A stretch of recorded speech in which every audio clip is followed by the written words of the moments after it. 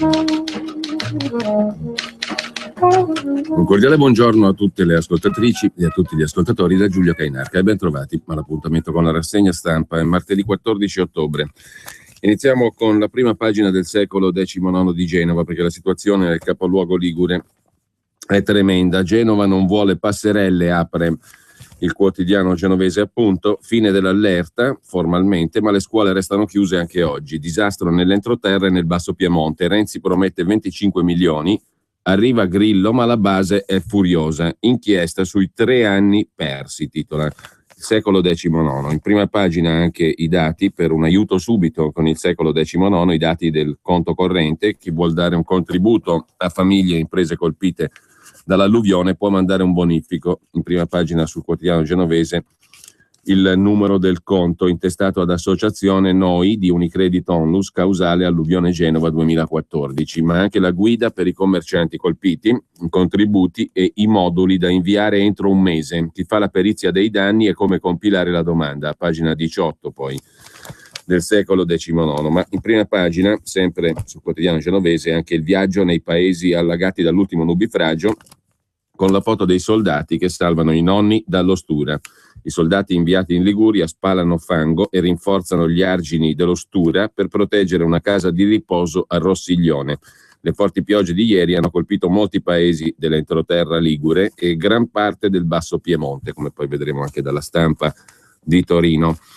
In casa c'è la frana, noi staremo fuori per 4 mesi, è il titolo virgolettato del reportage di Paolo Crecchi dall'ultima trincea dell'alluvione, un lungo rivo senza nome sotto via delle Tofane, alture del quartiere di Rivarolo. 30 famiglie dormono in albergo da 3 notti. Secondo una prima valutazione dei danni dovranno stare lontani da casa almeno 4 mesi, vuol dire avere la vita sconvolta, colpita al cuore, scrive Crecchi. La frana è dentro casa, noi 4 mesi fuori. Nella città allo stremo anche un rivo può cambiare le vite. Il dramma di 30 famiglie in via delle Tofane sulle alture genovesi. Esistenze sconvolte. È uno scempio, forse gli abitanti negli alloggi degli operai del Terzo Valico. Dal governo 25 milioni a Genova, ma non bastano, scrive ancora il Secolo XIX in prima pagina. Scuole e università oggi rimangono chiuse. Mancano ancora 77 milioni per mettere in sicurezza il Bisagno. Disastro colposo, la procura ha avviato un'inchiesta con questa ipotesi di reato. 3 i filoni di responsabilità. Quanto al manager premiato, Stefano Pinasco, dirigente comunale imputato e premiato, anche per colpa sua Sestri fu devastata, raccontano Marco Grasso e Matteo Indice. Le carte su Stefano Pinasco, imputato con un bonus per la prevenzione. In comune non si placa la polemica sui riconoscimenti di risultato ai dirigenti del settore idrogeologico. Giudizi agli antipodi. Per le decisioni prese nel 2010 è finito a giudizio. Per quelle del 2012-2013 è stato gratificato con un bonus in busta paga. C'è qualcosa di conflittuale nel modo in cui a volte si esprimono le autorità. Secondo il comune di Genova, il dirigente Stefano Pinasco, ai vertici della divisione opere idrauliche, ha raggiunto tutti i risultati prefissati in materia di scolmatore del torrente Bisagno, che non si farà perché lo realizzeranno forse sul Fereggiano, tra l'altro. Ha realizzato anche tutti i risultati per la messa in sicurezza del torrente Chiaravagna e per interventi di adeguamento idraulico fra 2012 e 2013. Significa che per l'amministrazione da cui è guidata la città di Genova, il dirigente Pinasco ha svolto un lavoro esemplare in materia di prevenzione idrogeologica, sebbene Genova continui ad affondare. Così il comune lo premia con 9.405 euro di retribuzione di risultato su un lordo complessivo che sfiora i 110.000. Si dirà, parafrasando un'altra dirigente, beneficiaria di un riconoscimento più o meno analogo, che magari a Genova non si poteva fermare il fango con le mani, come ha detto un'altra dirigente che ha ricevuto il bonus. Tuttavia, è interessante leggere le motivazioni con cui il Tribunale, il 29 novembre scorso, appena 7 mesi prima che a Pinasco fosse tributato un riconoscimento, ne disponeva il rinvio a giudizio con l'accusa di inondazione colposa. Un tecnico preparato, accuse irresponsabili, dice invece l'assessore al personale del comune di Genova, Isabella Lanzone. A giugno, quando fu approvato il premio, nessuno fiatò, dice l'assessore Lanzone, che attacca l'opposizione. Perché l'opposizione parla soltanto oggi, dice l'assessore della giunta Doria. Per quanto riguarda invece la cronaca, il reportage di Marco Menduni da Rossiglione, Genova, fuga dall'inferno di fango alle spalle della città, i soldati salvano i nonni della casa di riposo, autostrada chiusa, Interland devastato tra Liguria e Basso Piemonte, Valle Scrivia e Valle Stura in ginocchio. A Novi strade come fiumi, ma i tir suonano alle auto in difficoltà. Ospedale in tilt. Anche un elicottero per portare in salvo 70 operai della Bundi a Borghetto. Mentre una senatrice, la senatrice De Pietro, lascia il Movimento 5 Stelle contro Grillo, no alle passerelle. E in città arriva soltanto il leader. In prima pagina però sul secolo XIX c'è anche un'altra polemica nella tragedia che riguarda la partita di calcio Italia-Albania per gli alluvionati a Marassi, ma i tifosi dicono no. Mattavecchio, il presidente della Federazione Italiana Gioco Calcio, ci è o ci fa? Cornuti e Mazziati? No, scrive Damiano Basso. Questa l'arrabbiata risposta della Genova allagata e furibonda all'offerta solidale della Federazione Italiana Gioco Calcio. La partita Italia-Albania a Marassi, Genova, il prossimo 18 ottobre, dirottata da Parma e preferita a Italia-Inghilterra del 31 marzo a Torino. Incasso a favore di chi è affondato sotto il fango. La risposta della FIGC alla lettera della Regione Liguria, iniziativa dell'assessore Rossi, è stata velocissima, ma le polemiche sono state immediate.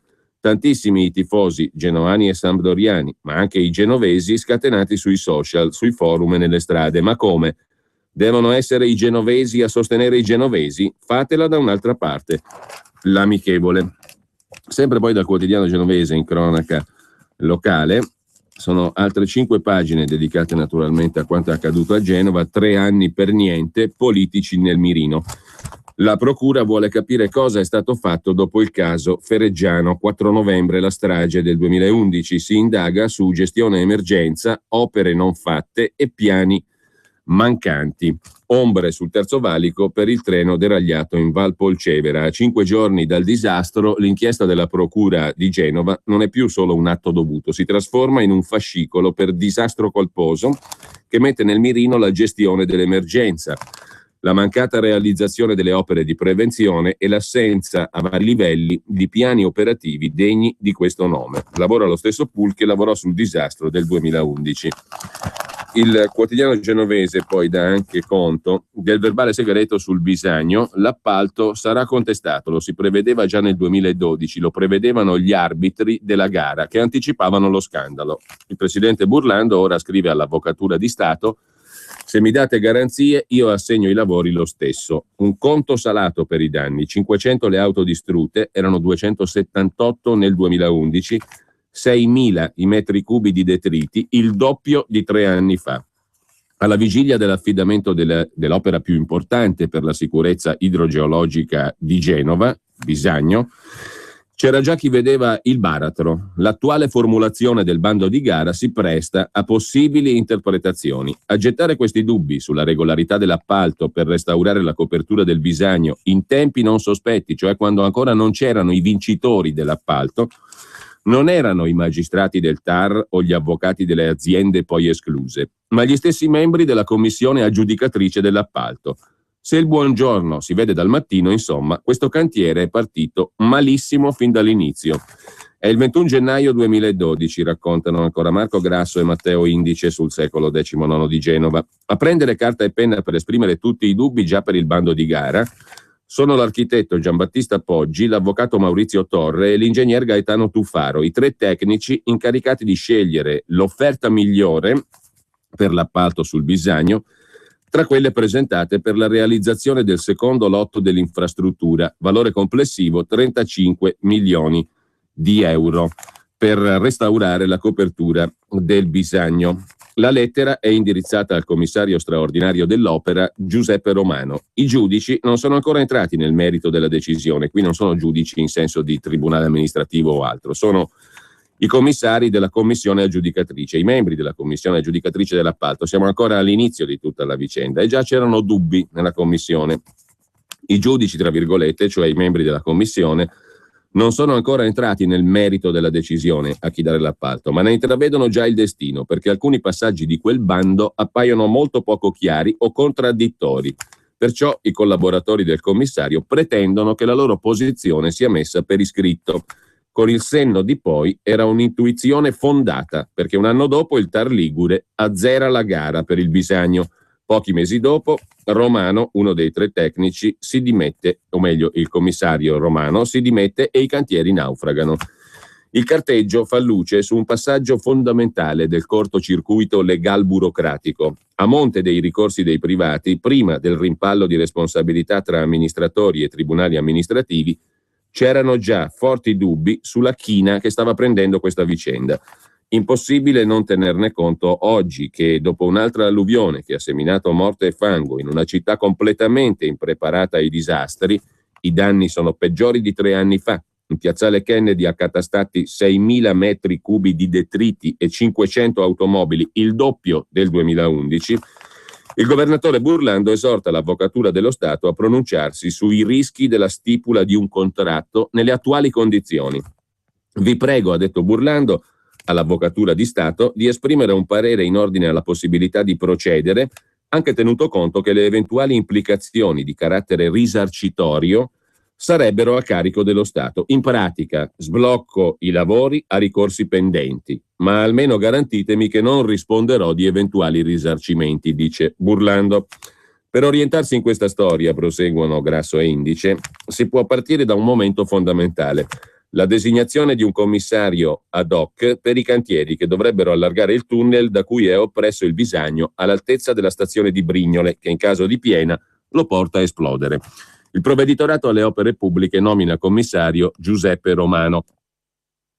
È l'ex prefetto di Genova, pensionato del Ministero dell'Interno ed ex responsabile della bonifica dell'Acna di Cengio, Savona. È una scelta di rottura. Oltre ad avere poteri straordinari, Romano, contrariamente ai suoi predecessori che hanno sempre svolto il lavoro in modo gratuito, ed è così anche per l'attuale commissario Burlando, percepisce invece Romano un maxi emolumento da oltre 150.000 euro all'anno.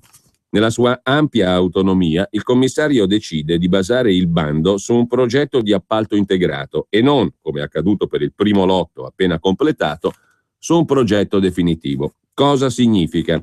In parole povere, i concorrenti non sono chiamati solo a presentare un buon prezzo per la realizzazione di un intervento già pianificato nei dettagli, ma hanno la facoltà di presentare migliorie. Qual è l'inghippo?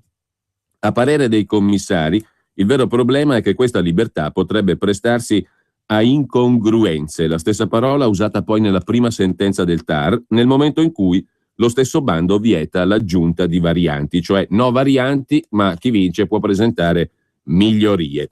Distinguere una variante da una miglioria non è scontato ed è esattamente dove andranno a parare i successivi ricorsi. A competizione in corso, in definitiva, la commissione giudicatrice si smarca dall'ex prefetto commissario, ovvero Giuseppe Romano, e lo mette in guardia. Su questa strada, è il senso dell'avvertimento dei commissari della commissione aggiudicatrice, e rischiamo un ginepraio, sebbene quell'avviso non si diffonda mai a livello politico e resti limitato alle segrete stanze della burocrazia. E così abbiamo capito, come raccontano Marco Grasso e Matteo Indice, che l'inghippo era già fin dall'inizio prevedibile ed è stato anche previsto dalla stessa commissione aggiudicatrice. Ma la politica non se n'è interessata, è rimasto tutto nelle stanze della burocrazia. Non solo, l'alto livello di complessità tecnica della materia, o forse l'ambiguità del bando, come sosterranno i ricorrenti in futuro, peserà sul giudizio che il TAR darà della stessa commissione, definita incompetente sulla questione. Il resto è già stato raccontato, concludono Grasso e Indice. Il Consiglio di Stato all'inizio del 2014 dichiara il TAR Ligure incompetente, il TAR del Lazio ritiene l'affidamento valido, ma c'è la tagliola del ricorso al Consiglio di Stato. Insomma, ciò che non è cambiato da allora sono i lavori, che sono rimasti fermi. D'altronde, a leggere le carte scoperte oggi, praticamente lo sapevano tutti da quasi 3 anni, ma si sono ben guardati dal divulgarlo. E questo è l'articolo che fa il punto in maniera più chiara Sul perché degli inghippi burocratici, il presidente Burlando dice che sapeva nulla, tutto è rimasto confinato nelle stanze della burocrazia, ma i dubbi, o meglio, qui la responsabilità di avere scritto in questo modo, contestato fin dall'inizio dalla stessa commissione aggiudicatrice il bando, è riconducibile in capo al provveditorato alle opere pubbliche, o meglio, a colui che è stato nominato commissario dal provveditorato alle opere pubbliche, Giuseppe Romano, l'ex prefetto di Genova, pensionato del Ministero dell'Interno, ex responsabile della bonifica all'ACNA di Cengio, Savona, il quale percepiva 150.000 euro e oltre all'anno per la carica di commissario, proprio per i lavori sul Bisagno, per restaurare la copertura del Bisagno che non si è fatta, lavori fermi. Il bando era scritto male, fin dall'inizio, e lo sapevano. La politica non lo sapeva? Punto di domanda. Mentre il governo stanzia 25 milioni di euro e ne promette 70, via finalmente ai lavori sul Bisagno, finanziata parte del terzo lotto dopo l'incontro tra Regione e l'incaricato di Palazzo Chigi sul dissesto. Stop alle distruzioni se tutti gli interventi previsti su Bisagno e Ferreggiano fossero stati realizzati. E ancora parla il quotidiano genovese delle auto inghiottite dal Bisagno fantasma, più di 100 vetture custodite a Corte Lambruschini, ascensori in tilt, negozi devastati. Passata la grande paura, ma le scuole restano chiuse, ancora disagi nei trasporti, al lavoro soltanto docenti e bidelli. Ieri sera ha revocato l'allerta 2. Per i farmaci saltano le consegne a casa, l'ambulatorio va a KO, il presidio di via Archimede allagato. E poi sui lavori per la copertura del Bisagno, poi il fulcro di tutta la vicenda, il Secolo XIX cerca di fare il punto circa le opere. Terzo lotto, costo 90 milioni, ancora da finanziare. Secondo lotto, costo 35 milioni, finanziato ma bloccato dai ricorsi di cui sopra. Primo lotto, costo 70 milioni, realizzato. La portata del torrente dopo il completamento dei 3 lotti, 900 metri cubi al secondo. Durante l'ultima alluvione, 1000 metri cubi al secondo. La realizzazione dello scolmatore del Ferreggiano permetterebbe di alleggerire la portata del Bisagno in caso di piena di ulteriori 111 metri cubi al secondo. Gli altri progetti, scolmatore del Ferreggiano appunto e scolmatore del Bisagno, di lunghezza rispettivamente 3,7 km, 909 metri già realizzati, Bisagno scolmatore lunghezza 6,6 km da fare, progetto approvato ma non finanziato. Mentre per quanto riguarda lo scolmatore del Ferreggiano il progetto è finanziato e in gara, apertura buste con le 20 offerte nei prossimi giorni, scrive ancora il quotidiano genovese. Per quanto concerne le tasse comunali e i rimborsi, leggersi la pagina 18, non è riassumibile naturalmente, ma chi è interessato ha un'ottima guida alle richieste danni e sospensione delle imposte. I moduli si possono scaricare anche dal sito internet del Secolo XIX di Genova.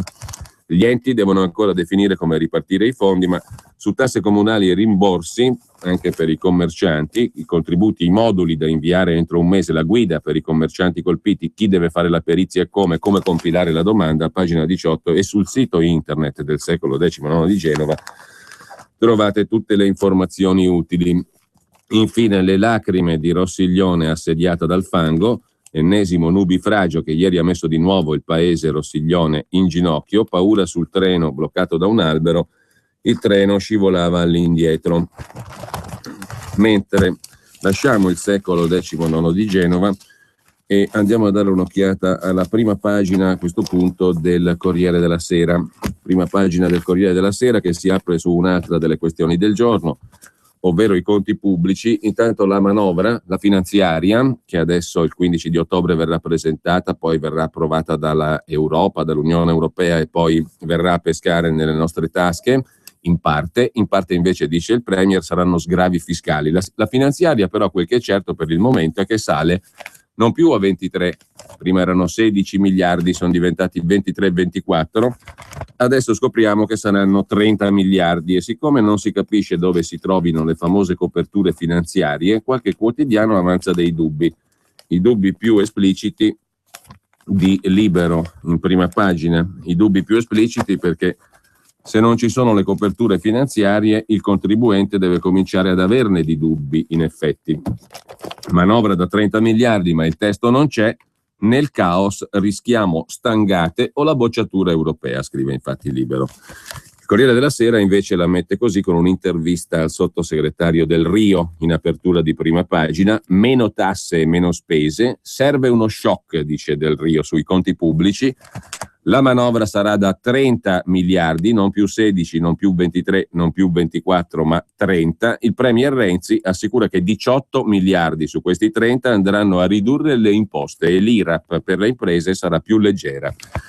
Quanto al TFR, la liquidazione da distribuire in busta paga non sarà nella finanziaria, nella legge di stabilità, perché il tema va approfondito, dice il sottosegretario Del Rio intervistato dal Corriere della Sera. Legge di stabilità da 30 miliardi, quello che Del Rio chiama uno shock per tornare a crescere con meno tasse e meno spese. Renzi annuncia tagli alle tasse per 18 miliardi, con 3 anni a zero contributi alle imprese che assumono e l'abolizione della componente lavoro dall'IRAP. Confermati i bonus energia e ristrutturazioni, mentre il TFR in busta paga va approfondito, aggiunge Del Rio. Intanto segnali incoraggianti giungono dal presidente dell'Eurogruppo Dijsselbloem. Le riforme peseranno nella valutazione dei bilanci, l'Italia ha fatto grandi passi. Il presidente della Bundesbank invece, Jens Weidmann, presidente della Banca Centrale Tedesca, ha detto che Italia e Francia sono i due bambini problematici dell'Eurozona.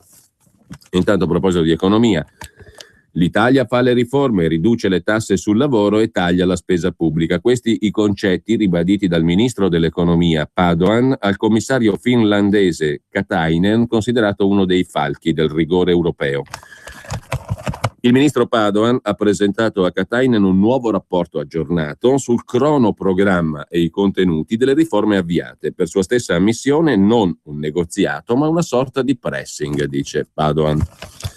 Ma in primo piano sul Corriere della Sera, ci sono anche le condizioni preoccupanti per il Piemonte, per Parma e per parte del Veneto, sempre dal punto di vista del maltempo. A Genova rientra l'emergenza, arrivano i fondi dallo Sblocca Italia, abbiamo visto in che misura peraltro il punto lo fa il secolo XIX di Genova, danni in Piemonte e Veneto. È finita l'emergenza a Genova, scrive il Corriere in prima pagina.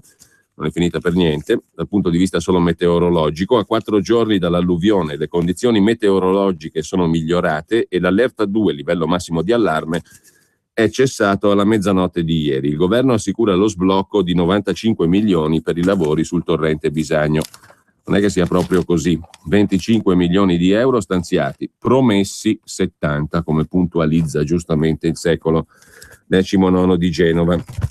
Intanto, scrive invece il Corriere della Sera, finisce sott'acqua Parma, allagata l'area sud-ovest della città di Parma per l'esontazione del Baganza. Ponti chiusi per parte della giornata, uno crollato. Danni in Piemonte, la provincia di Alessandria ha chiesto lo stato di calamità e in Veneto ha allagato il centro di Belluno. Oggi massimo rischio idrogeologico sul nord-ovest della Lombardia e sulla Liguria di Levante. Tra gli altri argomenti di prima pagina sul Corriere della Sera, Fiat Chrysler che debutta a Wall Street, quotazione alla borsa americana, è il nostro nuovo inizio, dice Marchionne, insieme ad Elkann. E poi ancora in prima pagina la svolta del Sinodo dei Vescovi, 3 paragrafi per una rivoluzione, sono quelli che vanno dal 50 al 52 nella relazione dopo il dibattito nel Sinodo sulla famiglia della Chiesa Cattolica.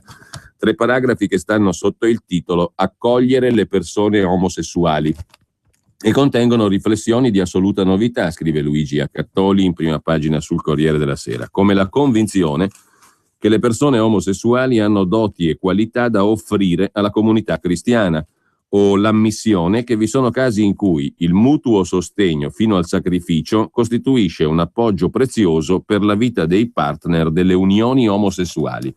Mai in Vaticano erano echeggiate frasi simili, scrive Accattoli in prima pagina sul Corriere della Sera. E poi c'è spazio per il caso Del Vecchio. Dal punto di vista giudiziario sul Corriere della Sera se ne occupa Luigi Ferrarella. Nei giorni delle liti e delle montagne russe in borsa, il titolo ha perso il 9,2% ieri, il titolo di Luxottica di Del Vecchio, dopo le dimissioni dell'amministratore, co-amministratore Cavatorta, mentre il consiglio di amministrazione boccia il nuovo amministratore delegato Vian. Nei giorni dunque delle montagne russe in borsa e delle liti arriva la pace per Del Vecchio con il fisco italiano. Leonardo Del Vecchio versa 146 milioni di euro all'Agenzia delle Entrate. dopo una transazione che gli varrà anche la certezza dell'archiviazione in sede penale di un procedimento pendente presso la Procura di Milano. I giornali poi si sbizzarriscono oggi sul ruolo della moglie di Del Vecchio, Nicoletta Zampillo. Tutti la indicano come la regista del terremoto Luxottica, ma lei, Nicoletta Zampillo, moglie 2 volte di Del Vecchio, non ci sta. Dipingerci come persone che litigano è sbagliato, farò solo ciò che dice Leonardo. C'è da citare prima della pubblicità anche l'articolo di fondo di Sergio Rizzo, coraggio, tagli senza illusioni sulla questione della finanziaria che arriva. Renzi dice che sarà la più grande opera di taglio delle tasse mai tentata. Gli auguriamo e ci auguriamo successo, ma abbiamo il dovere di chiedere chiarezza su certi numeri, scrive Rizzo. La manovra da 30 miliardi con riduzione di imposte per 18 sarà finanziata allargando i cordoni della borsa o ridimensionando in modo deciso e intelligente la spesa improduttiva? Il sospetto che prevalga la prima ipotesi non è da scartare. 1, 2, 3, 4, 5, 6, 7, 8, 9, 10, via! Tana per papà, tana per la mamma seduta accanto a papà, tana per Giulia accanto a me, tana per Fido nel portabagagli e tana per il mio amico invisibile. Nissan Note, spazio versatile in movimento. L'abitabilità e il comfort da 11.900 euro con anticipo zero. Info su nissan.it. Tana libera tutti! Nissan, innovation that excites. Per la tua pubblicità su Radio Padania Libera, chiama il numero 02 66 23 44 22. Ma vediamo a questo punto la prima pagina della Padania. Alla faccia loro è il titolo d'apertura e loro sono Alfano, Renzi, Boldrini. Io ci sarò, stop invasione Milano 18 ottobre. Dalla Crimea, dove sta facendo di tutto per togliere l'embargo russo verso le aziende lombarde e venete, Matteo Salvini lancia un messaggio forte per fermare l'illegalità. Sabato a Milano voglio Piazza Duomo strapiena. Alla faccia di Alfano, Boldrini, Renzi e chiacchieroni clandestini vari. A proposito di sanzioni, poi vedremo in prima pagina su Libero l'articolo di Francesco Borgonovo sulla missione di Salvini in Crimea. Putin toglie le sanzioni alle imprese del nord Italia, titola Libero. Salvini da Putin per salvare le aziende del nord. Una lezione a Renzi, la giudica Libero. Viaggio del segretario del Carroccio in Crimea, annullato l'embargo russo per le imprese di Veneto e Lombardia, che non è cosa da poco quella che annuncia Libero. E sempre dalla prima pagina della Padania, però, il governatore Zaia su Mare Nostrum presto porterà alla guerra tra poveri, dice Luca Zaia. Veneti stremati dalla crisi, migranti illusi e scaricati. Se è il piano di Roma e Bruxelles, ci stanno riuscendo. Dopo Treviso e Vicenza insorge Padova. Gli abitanti temono conseguenze per la salute. Il governatore Zaia ai prefetti: inviate a Roma la voce del popolo anziché eseguire gli ordini. Poi c'è il rischio Ebola, troppo elevato. L'Italia si muova, chiede Zaia, per chiudere le frontiere. La regione Veneto torna a chiedere misure drastiche per contenere il virus. Giovedì a Bruxelles, vertice dei ministri della sanità dell'Unione Europea per affrontare l'emergenza. E ancora dalla prima pagina della Padania, Genova devastata, la Lega denuncia, cittadini in strada, rom e clandestini al sicuro. Genova senza scuole e collegamenti, sbloccati i lavori fermi da 2 anni, via al cantiere sul Bisagno, commerciante minaccia il suicidio dopo che il suo bar è andato distrutto. Il comune chiede al governo di annullare i tributi statali per chi ha subito danni, come voluto dalla Lega. Infine Maroni al Premier, che ieri era a Bergamo in Confindustria, la città del presidente di Confindustria Squinzi. Via il patto di stabilità, dice Maroni, vogliamo utilizzare le risorse che abbiamo risparmiato, afferma il presidente della regione Lombardia, ma il primo piano della Padania è dedicato a Salvini in Crimea. Basta con l'embargo russo verso Veneto e Lombardia, un incontro con le 3 autorità più rappresentative della regione e al ministro Alfano, dice Salvini, sta riportando l'Italia allo schiavismo. Siamo qui, dice ancora il segretario leghista, a rappresentare concretamente gli interessi di migliaia di imprese del nord e di 12 miliardi di esportazioni italiane a rischio. Ci sostituiamo a Renzi che obbedisce alle idiote decisioni dell'Unione Europea. Il ministro dell'invasione Alfano dice che la grande manifestazione del 18 ottobre è come lo yogurt scaduto. Io sabato pomeriggio voglio Piazza Duomo a Milano strapiena, dice Salvini, per la manifestazione no invasione. E sempre dalla Padania di oggi, lasciata la prima pagina, molti tranvieri saranno in piazza a Milano con la Lega. Rischiamo aggressioni o coltellate, dicono i conducenti dei mezzi pubblici di Milano. Un dipendente dell'ATM, alla vigilia della manifestazione contro l'invasione, racconta che in molti si sono avvicinati al carroccio perché Salvini è l'unico che ci dà voce. L'intervista al dipendente dell'ATM la trovate a pagina 4 della Padania, a cura di Igor Iezzi. E sempre dalla Padania di oggi, andiamo brevemente a un'altra questione. Grillo come Salvini sul no euro. In futuro una battaglia in comune? Mette sotto forma interrogativa il quotidiano La Padania. Il segretario del Carroccio risponde alle sollecitazioni di Grillo. Se fa sul serio, incontriamoci per un confronto. Accetterà?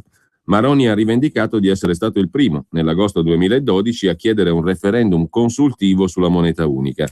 Zaia ha dato il benvenuto al leader del Movimento 5 Stelle, che si è dichiarato e appoggerà le nostre iniziative. Su questo tema c'è anche un articolo in primo piano sul Corriere della Sera di Emanuele Buzzi e Marco Cremonesi.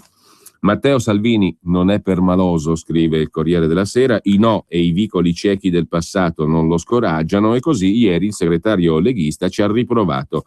I 5 Stelle propongono una battaglia contro l'euro e io, ha detto Salvini, chiedo un incontro ufficiale a Grillo per confrontare le nostre posizioni sull'euro, sull'immigrazione e sulle proposte di riduzione delle tasse della Lega. Accetterà? Beppe Grillo non ha commentato, eppure, scrive il Corriere della Sera, l'uscita di Salvini è una risposta a Grillo, che domenica aveva stuzzicato il Carroccio dicendo: a novembre inizieremo coi banchetti per raccogliere le firme per il referendum. Ne porteremo 4, 5, 6 milioni, ha detto Grillo. Il Parlamento non è costretto dalla legge ad accettare il referendum, ma sarà costretto perché stavolta noi abbiamo 150 parlamentari alle Camere. Vedremo chi ha bleffato, vedremo se la Lega manterrà la parola, ha detto Grillo.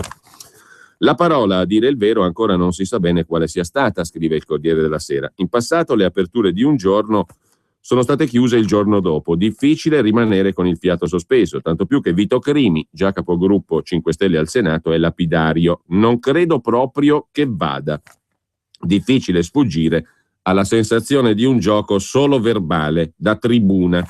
Crimi non è un pessimista isolato. Un altro esponente di rilievo del movimento, Paola Taverna, non vede grandi accordi politici dietro l'angolo. La vita è fatta di incroci, dice la senatrice pentastellata, e dunque è possibile che ci si incroci con qualcuno su alcuni temi.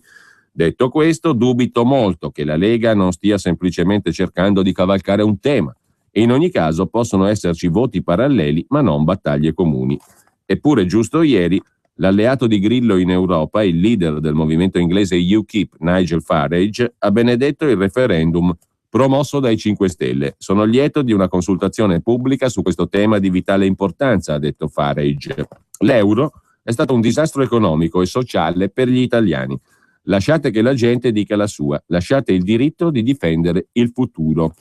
Eppure anche la Lega ha in cantiere un referendum anti-euro. Ci saranno 2 consultazioni separate? Improbabile. Oppure qualcuno si sfilerà per non accollarsi certi compagni di strada? Resta il territorio, da cui alcuni segnali arrivano. Il governatore veneto Zaia non lascia cadere la palla. Visto che quella del no all'euro è stata sempre la nostra bandiera, dice Zaia, Grillo si è finalmente dichiarato e appoggerà le nostre iniziative, mentre il lombardo Maroni ricorda di essere stato il primo, agosto 2012, a proporre il referendum consultivo anti-euro e si spinge a immaginare una strategia comune. Noi sosteniamo loro contro l'euro, loro sostengono noi sul referendum per la Lombardia a statuto speciale, ha detto Maroni. Alla maggioranza che governa la Lombardia mancano 6 voti per indire il referendum. Maroni immagina un terzo fronte comune, l'immigrazione, che, dice, porta grandi rischi, come ad esempio Ebola, con i 5 Stelle che, almeno per il momento, non sbattono la porta. Così la mette il Corriere della Sera, ma anche sulla Stampa e sul Quotidiano Nazionale ci sono 2 puntualizzazioni su questa questione dell'anti-euro, Grillo e via dicendo. L'intervista sul Quotidiano Nazionale, Giorno, Nazione e Resto del Carlino, di Massimiliano Mingoia allo stesso Matteo Salvini, tende la mano a Beppe Grillo sulla battaglia anti-euro, preannuncia una giornata di resistenza fiscale a novembre. Il segretario della Lega Salvini, negli ultimi giorni di missione in Russia e Crimea, Non dimentica la politica interna, il referendum antimoneta unica proposto da Grillo, dice Salvini al Quotidiano Nazionale. Ho appena scritto un tweet in cui gli propongo un incontro ufficiale per confrontare le nostre posizioni su euro, immigrazione e proposte della Lega per ridurre le tasse. Un po' Grillo mi ha stupito, visto che in passato lui e Casaleggio hanno dichiarato che il problema dell'Italia non era l'euro e uscire dalla moneta unica non era la soluzione. Ma si può sempre cambiare idea, dice Salvini. La Lega fa la battaglia contro l'euro da 1 anno e mezzo, venivamo additati come matti. Invece di recente anche Berlusconi ha detto che all'Italia converrebbe uscire dall'euro. Sono contento che una battaglia che era solo della Lega sia condivisa da più forze politiche. Quanto al referendum, a Costituzione vigente il referendum non si può fare, sottolinea Salvini. L'unica battaglia seria e concreta che si può portare avanti oggi è quella per cambiare l'articolo della Costituzione che impedisce i referendum sui trattati internazionali. La Lega ha già presentato un emendamento in questo senso, ma non è stato approvato. Modifica che riproporremo, speriamo, nell'appoggio del Movimento 5 Stelle e di Forza Italia. Raccogliere le firme per una consultazione, invece, vorrebbe dire fare solo un sondaggio tra gli italiani, ma nulla di più. Altrimenti le avremmo già raccolte noi della Lega insieme ai referendum per cambiare la legge Fornero e regolarizzare la prostituzione. Grillo propone un referendum anti-euro. Spero che conosca la Costituzione, dice Salvini. Chi prende il 20% dei voti dovrebbe sapere cosa si può fare e cosa no a livello istituzionale. Detto questo, visto che l'euro è una moneta criminale che sta uccidendo la nostra economia, qualsiasi sostegno è benvenuto. C'è chi sostiene che l'Italia sarebbe un vaso di coccio in Europa se uscisse dall'euro.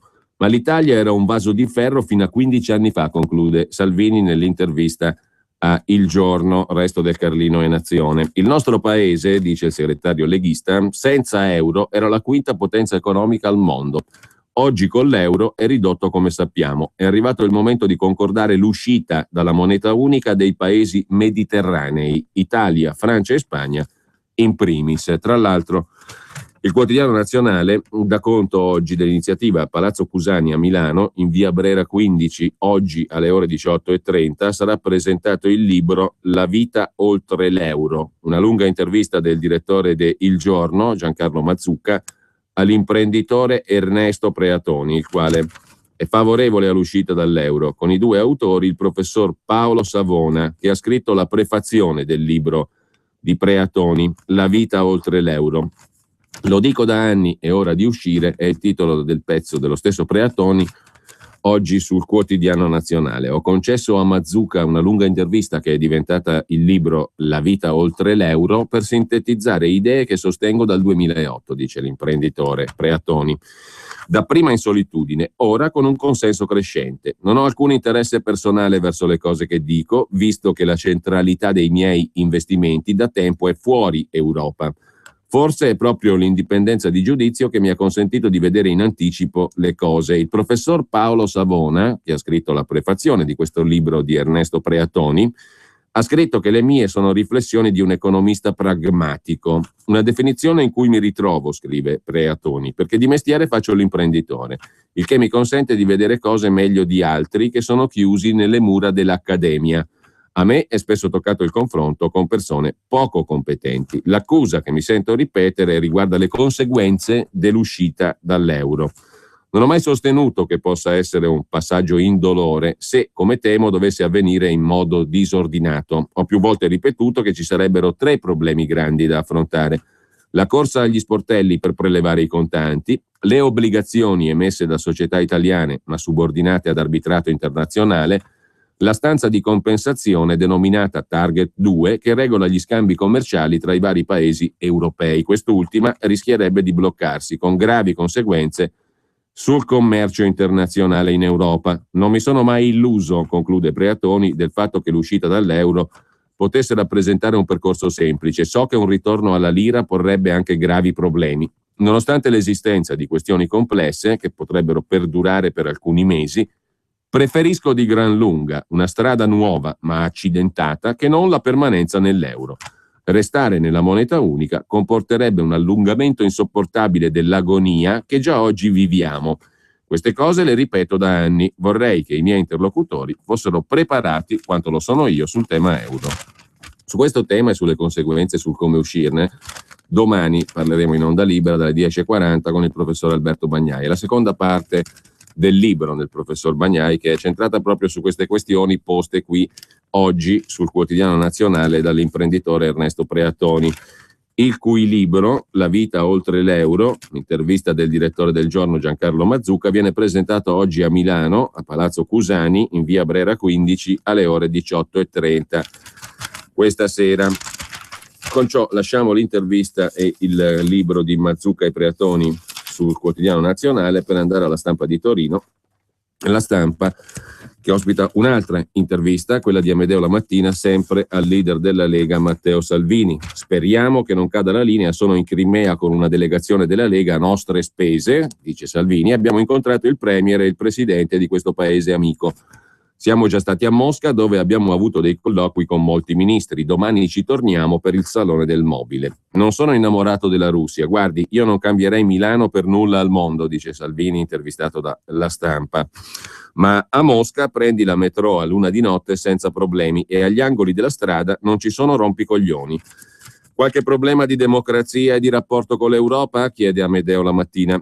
I limiti ci sono ovunque, risponde Salvini. L'Italia, ad esempio, ha il terzo premier non eletto dal popolo. Quanto all'Europa, le sanzioni contro la Russia stanno danneggiando le imprese italiane.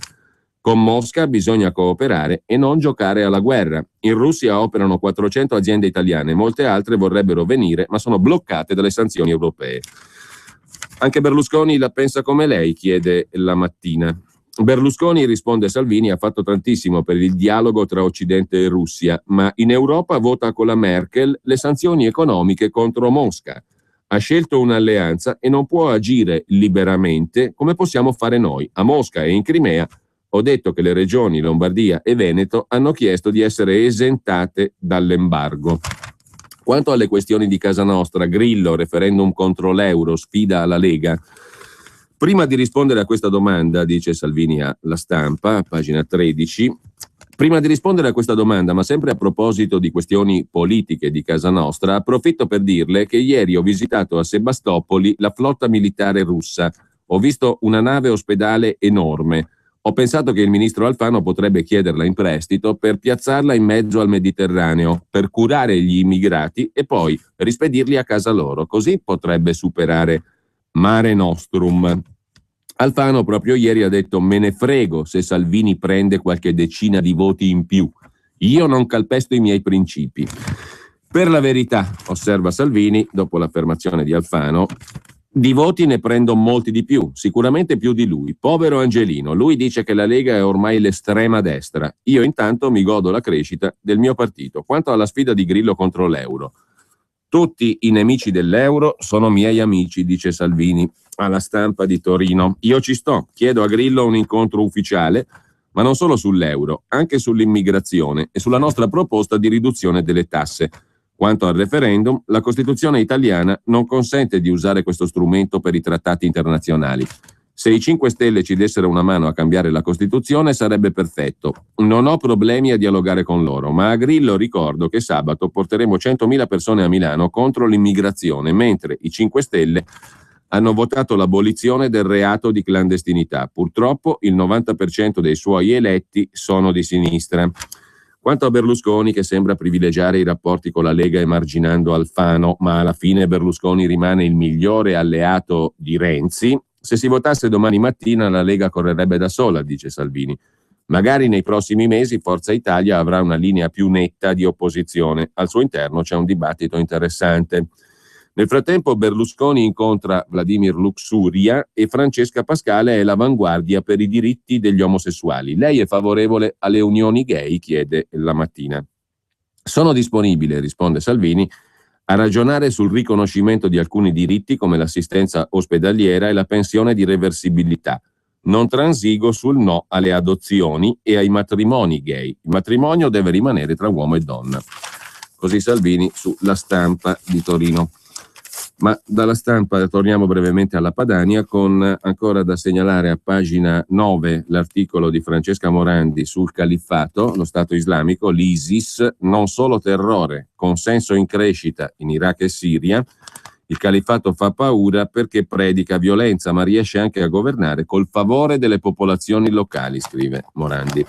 E intanto in Austria erano 2 ragazze immagine dello Stato islamico, del califfato, 2 europee convertite, islamizzate direttamente in Siria, sono rimaste incinte, si sono pentite, vorrebbero tornare indietro perché dall'Austria erano partite per la Siria. È la storia di 2 adolescenti austriache, Zamra Kecinovic, 17 anni, Sabina Selimovic, 15 anni, figlie di profughi bosniaci, partite di nascosto per la Siria per abbracciare la causa del jihad. Dopo essersi sposate e essere rimaste incinte, vorrebbero tornare a casa, possibilità che il governo austriaco ha escluso categoricamente. L'Austria non rivuole le 2 ragazzine jihadiste. Infine, sempre dalla Padania di oggi, gli abitanti chiedono aiuto, fermate la moschea selvaggia e i pestaggi sugli autobus. Siamo in Emilia. Immigrazione incontrollata, scene da Far West, gli ultimi episodi a Traversetolo, Parma, piccolo centro appunto del parmense. Episodi gravissimi, dice il segretario nazionale della Lega Nord Emilia Fabio Rainieri. Chiediamo alle forze dell'ordine di far luce in fretta su quanto accaduto e sull'amministrazione comunale di aprire gli occhi. Con ciò lasciamo la Padania e andiamo brevemente alla cronaca lombarda del Corriere della Sera, un po' saltabeccando, ma insomma c'erano tante questioni da affrontare oggi, perché intanto dal punto di vista giudiziario si è dimesso Alberto Brugnoli, direttore generale di Eupolis, indagato nella vicenda delle presunte raccomandazioni che vede coinvolto anche Maroni, scrive il Corriere della Sera. Le dimissioni sarebbero in relazione con l'inchiesta giudiziaria. Ma soprattutto c'è un servizio sulla questione di Paola D'Amico, sugli insediamenti abusivi dei Rom di Milano, lo vediamo dopo. Migliaia di Rom in campi illegali, titola il Corriere in cronaca di Milano, dai ponti alle tangenziali alle rive del Lambro, la mappa degli insediamenti abusivi. L'assessore alla sicurezza della Giunta Pisapia, Granelli, dice che la situazione è sotto controllo e se necessario il comune interviene, mentre in via Selvanesco i rifiuti tossici finivano nei tombini, rischio per la falda acquifera, inquinamento ambientale e ricettazione sono i 2 reati contestati al titolare di un'area di via Selvanesco a Milano, sequestrata lo scorso 2 ottobre dalla polizia locale. 5.000 metri quadri che ieri sono stati di nuovo controllati dai vigili. Gli agenti hanno trovato nuove irregolarità, un pozzetto all'interno del quale erano stati gettati oli esausti, gasolio, liquidi tossici e rifiuti di ogni tipo, con rischio per la falda acquifera. Ma a pagina 3 della cronaca milanese del Corriere della Sera c'è il dossier sugli insediamenti abusivi. A Milano oltre 2.000 Rom vivono in campi illegali. 2 anni di interventi mirati hanno smantellato i grandi insediamenti abusivi, ma prodotto una serie di micro accampamenti lungo il perimetro di Milano. Il villaggio abusivo più imponente resiste lungo la tangenziale ovest, all'altezza di Muggiano. Ad amplificare il problema la presenza di una grande discarica di rifiuti inerti e di un cimitero di carcasse d'auto. A Lambrate invece monta la protesta dei residenti per la presenza di Rom nel quartiere. C'è la mappa delle baraccopoli, in zona nord-ovest via Negrotto c'è un campo autorizzato, più tendopoli temporanee tra via Chiasserini, Concilio Vaticano II, Cavalcavia Palizzi, via Emilio Bianchi, villaggio di Rom romeni in via Silla di fianco all'inceneritore, baraccopoli degradata in via Novara. In zona sud-ovest, via Martirano 71, campo autorizzato, e poi campo abusivo di bosniaci in via Martirano 39, baraccopoli a Muggiano su area privata, villette abusive in via Cusago con mix di croati e serbi. In zona sud-est, via Bonfadini, altro campo autorizzato, più insediamento in una cascina in via Vaiano Valle, famiglie seguite tra virgolette dalla comunità di Sant'Egidio. Nella zona est, quello autorizzato è il campo di via Idro, Rom italiani di origine istriana. Poi abbiamo abusivi, tendopoli davanti al residence di Cascina Gobba, accampamento lungo il Lambro tra Milano e Vimmodrone, baracche tra gli orti in via Rizzoli a sud della fermata M2 Gobba, insediamento in viale Forlanini tra Deposito, Ford e Tangenziale, nomadi in via Rubattino nella zona ex Innocenti e nell'area privata lungo via Caduti di Marsinelle. 15 le aree medio-grandi liberate nel 2013-2014 non più occupate, 183 gli interventi di sgombero nel 2013 con 2.210 persone allontanate di cui 648 minori, nel 2013 Il comune ha allestito un'area di accoglienza temporanea per i Rom in via Lombroso, i container attrezzati per 150 persone. 186 gli sgomberi nel 2014, 2256 persone allontanate. Dal 2013 i centri di emergenza sociale hanno accolto 189 nuclei familiari, 773 persone. I campi autorizzati erano 7 nel 2011, attualmente in chiusura e trasformazione i campi di via Novara e via Martirano. Via Chiesa Rossa ha oltre 250 abitanti ed è al centro delle indagini di polizia. Il campo Rom, recita un rapporto delle forze dell'ordine: tutti i residenti, maggiorenni o minori, purché di età imputabile, hanno precedenti penali. 2000 la stima dei Rom presenti nei microcampi illegali. Dopo gli interventi mirati che hanno smantellato i grandi insediamenti abusivi, si sono prodotti una serie di microaccampamenti. Il Comune di Milano è impegnato in attività di controllo e sgomberi quando è il caso, dice l'assessore alla sicurezza della Giunta Pisapia Marco Granelli. In stazione centrale, intanto, lunedì sono state fermate 30 donne rom per furto e la bidonville di casette fatiscenti e di roulotte si è allargata a macchia d'olio lungo la tangenziale ovest, racconta Paola D'Amico per il Corriere della Sera. Una bidonville che è cresciuta come la discarica di inerti, materiale ferroso e immondizia accanto al cimitero che ospita scheletri di auto smontate e bruciate. A 100 metri dall'uscita della Ovest, Muggiano, c'è l'autogrill, punto di riferimento per chi vive nelle baracche per acquisti ma anche razzie. La striscia di terra stretta tra i campi coltivati e la tangenziale è stata divisa in particelle dalla proprietà a fine anni 90. Dovevano diventare orti. I rom bosniaci ne hanno acquistata una parte, occupata la restante. Parte da qui il viaggio negli insediamenti abusivi. Ma velocemente andiamo anche a un'altra questione. Dal primo piano di cronaca del Corriere della Sera, in piazza Insubria, sempre a Milano, minacce di morte al portiere antiabusivi, coltello alla gola e intimazione: non denunciare. Siamo nelle case pubbliche, case dell'Aler. I residenti delle case Aler dicono: siamo prigionieri, e l'Aler ha deciso di non sostituire il custode sociale perché sarebbe una scelta troppo rischiosa. In piazza Insubria, zona Calvairate Molise, sul bordo dei giardinetti dove spacciano, c'è un palazzo che fa angolo, portineria vuota. Il legittimo inquilino, portiere di nazionalità italiana, residente nella periferia ovest di Milano, se ne è andato dopo l'ultima minaccia di morte in una casa pubblica. Gli hanno puntato un coltello alla gola. Al gesto è seguito un rapido invito a smetterla con quell'azione di disturbare e, peggio, di segnalare gli occupanti abusivi. Si facesse i fatti propri, senza domande in giro. L'Aler, ente pubblico, proprietario dello stabile, così come di tanti altri palazzi nel quartiere, non ha sostituito il portiere. Meglio non correre rischi. Infine, sempre dalla cronaca milanese del Corriere della Sera, collettore di tangenti, così i pubblici ministeri hanno definito l'architetto Sarno, finito a giudizio per la vicenda Penati Sesto San Giovanni, inchiesta sull'area ex Falck Vulcano. Secondo la procura, l'architetto Sarno era l'uomo di fiducia di Penati, ex presidente della provincia, braccio destro di Bersani. Sarno era il collettore delle tangenti per Penati e per il Partito Democratico, PDS-DS. La procura di Monza vuole il processo per l'architetto Renato Sarno, collettore di tangenti del centro-sinistra, accusato di concussione per presunta tangente da 367.000 euro per autorizzazione a costruire sull'area ex Falck Vulcano di Sesto San Giovanni.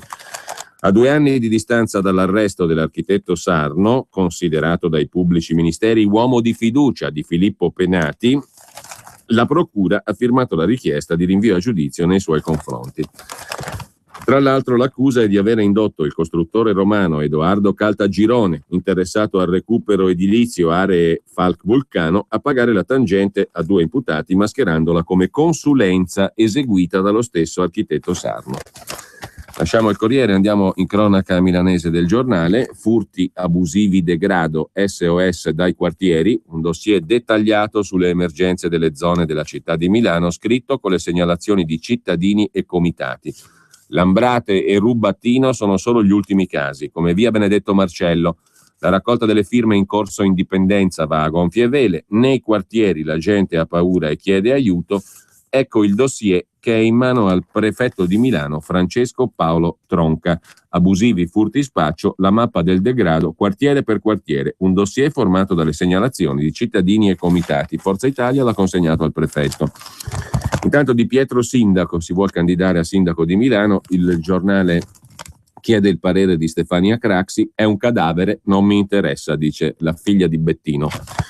Il Seveso, il fiume, fa paura, ni guarda in allerta, da Roma solo promesse. E poi le larghe intese premiano Forza Italia per il voto delle province. Le larghe intese significa che Forza Italia si è messa d'accordo col PD renziano per acchiapparsi quelle che sono le evoluzioni delle ex province, che non sono morte, si chiamano in un altro modo, e sono elette dai sindaci, quindi non più dai cittadini, così che le larghe intese vengono meglio quando togli di mezzo i cittadini e il loro voto, e si acchiappano le province, il voto delle province. Le prove di larghe intese, scrive il giornale, a livello locale fanno bene a Forza Italia, sia dove il listone è stato sottoscritto con il Partito Democratico, come a Brescia, a Bergamo, dove Forza Italia invece formalmente correva da sola, ma è stata appoggiata comunque dal PD. Consiglieri delegati di Forza Italia saranno ben presenti sia a Brescia che a Bergamo, dove si va d'amore d'accordo, ma ufficialmente, con il Partito Democratico. Forza Italia, PD.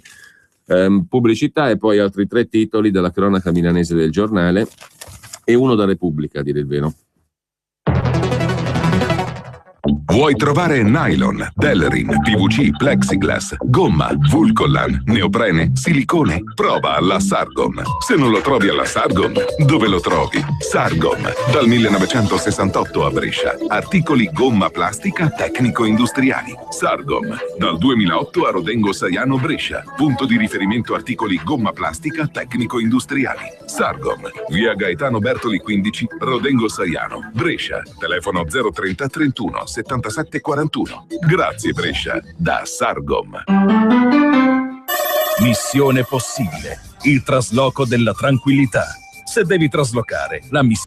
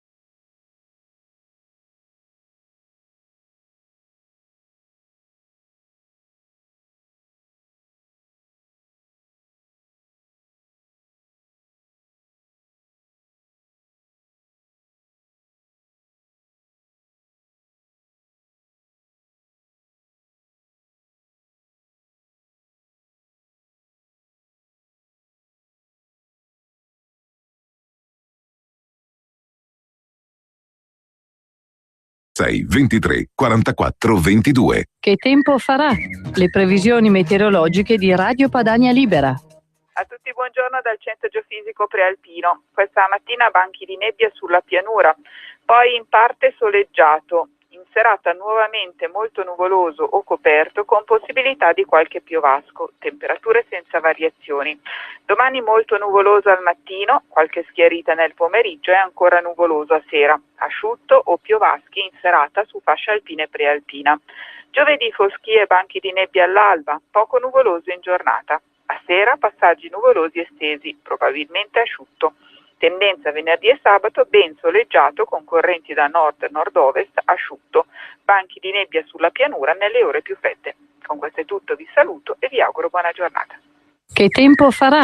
Le previsioni meteorologiche di Radio Padania Libera. Sveglia Padani! Come avete dormito questa notte? Vi siete alzati con qualche dolorino? Ai ai ai ai ai ai! Qui ci vuole Giovanna della Mondoflex. Ciao Giovanna! Ciao, buona giornata a tutti gli ascoltatori di Radio Padania. Cosa mi dicevi prima? Cosa mi dicevi prima? Cosa ti dicevo? Guarda, ti riporto una frase che mi ha detto un cliente settimana scorsa, dopo che ha già acquistato lui il materasso ed era venuto per acquistarlo per il figlio, e mi dice: ma sa, signora Giovanna, che il materasso fa un po' da carica batteria. E sai che se ci pensi ha proprio ragione.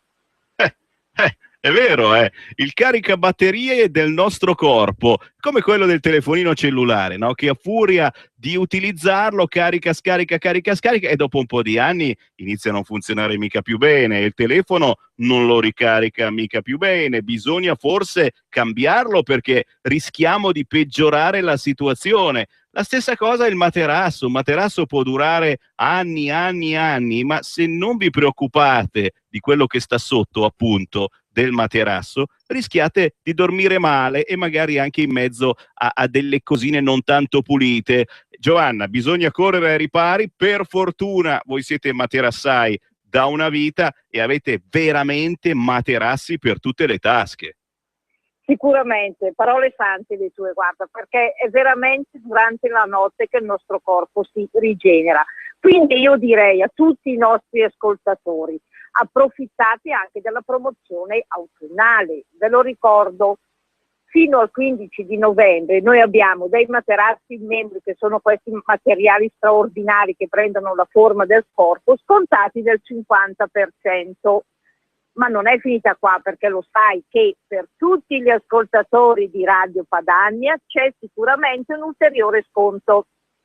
Beh, signori, io direi di prendere al volo questa iniziativa, andare a visitare un centro Mondoflex, magari quello principale che ha cambiato sede da pochi mesi ed è bellissimo. Giovanna, ricordiamo tutti gli indirizzi e un numero di telefono. Sicuramente. Allora, numero di telefono 035 69 3138.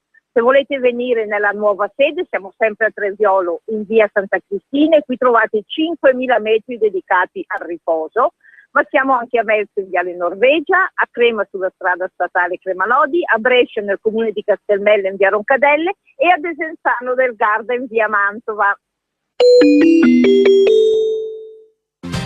-4.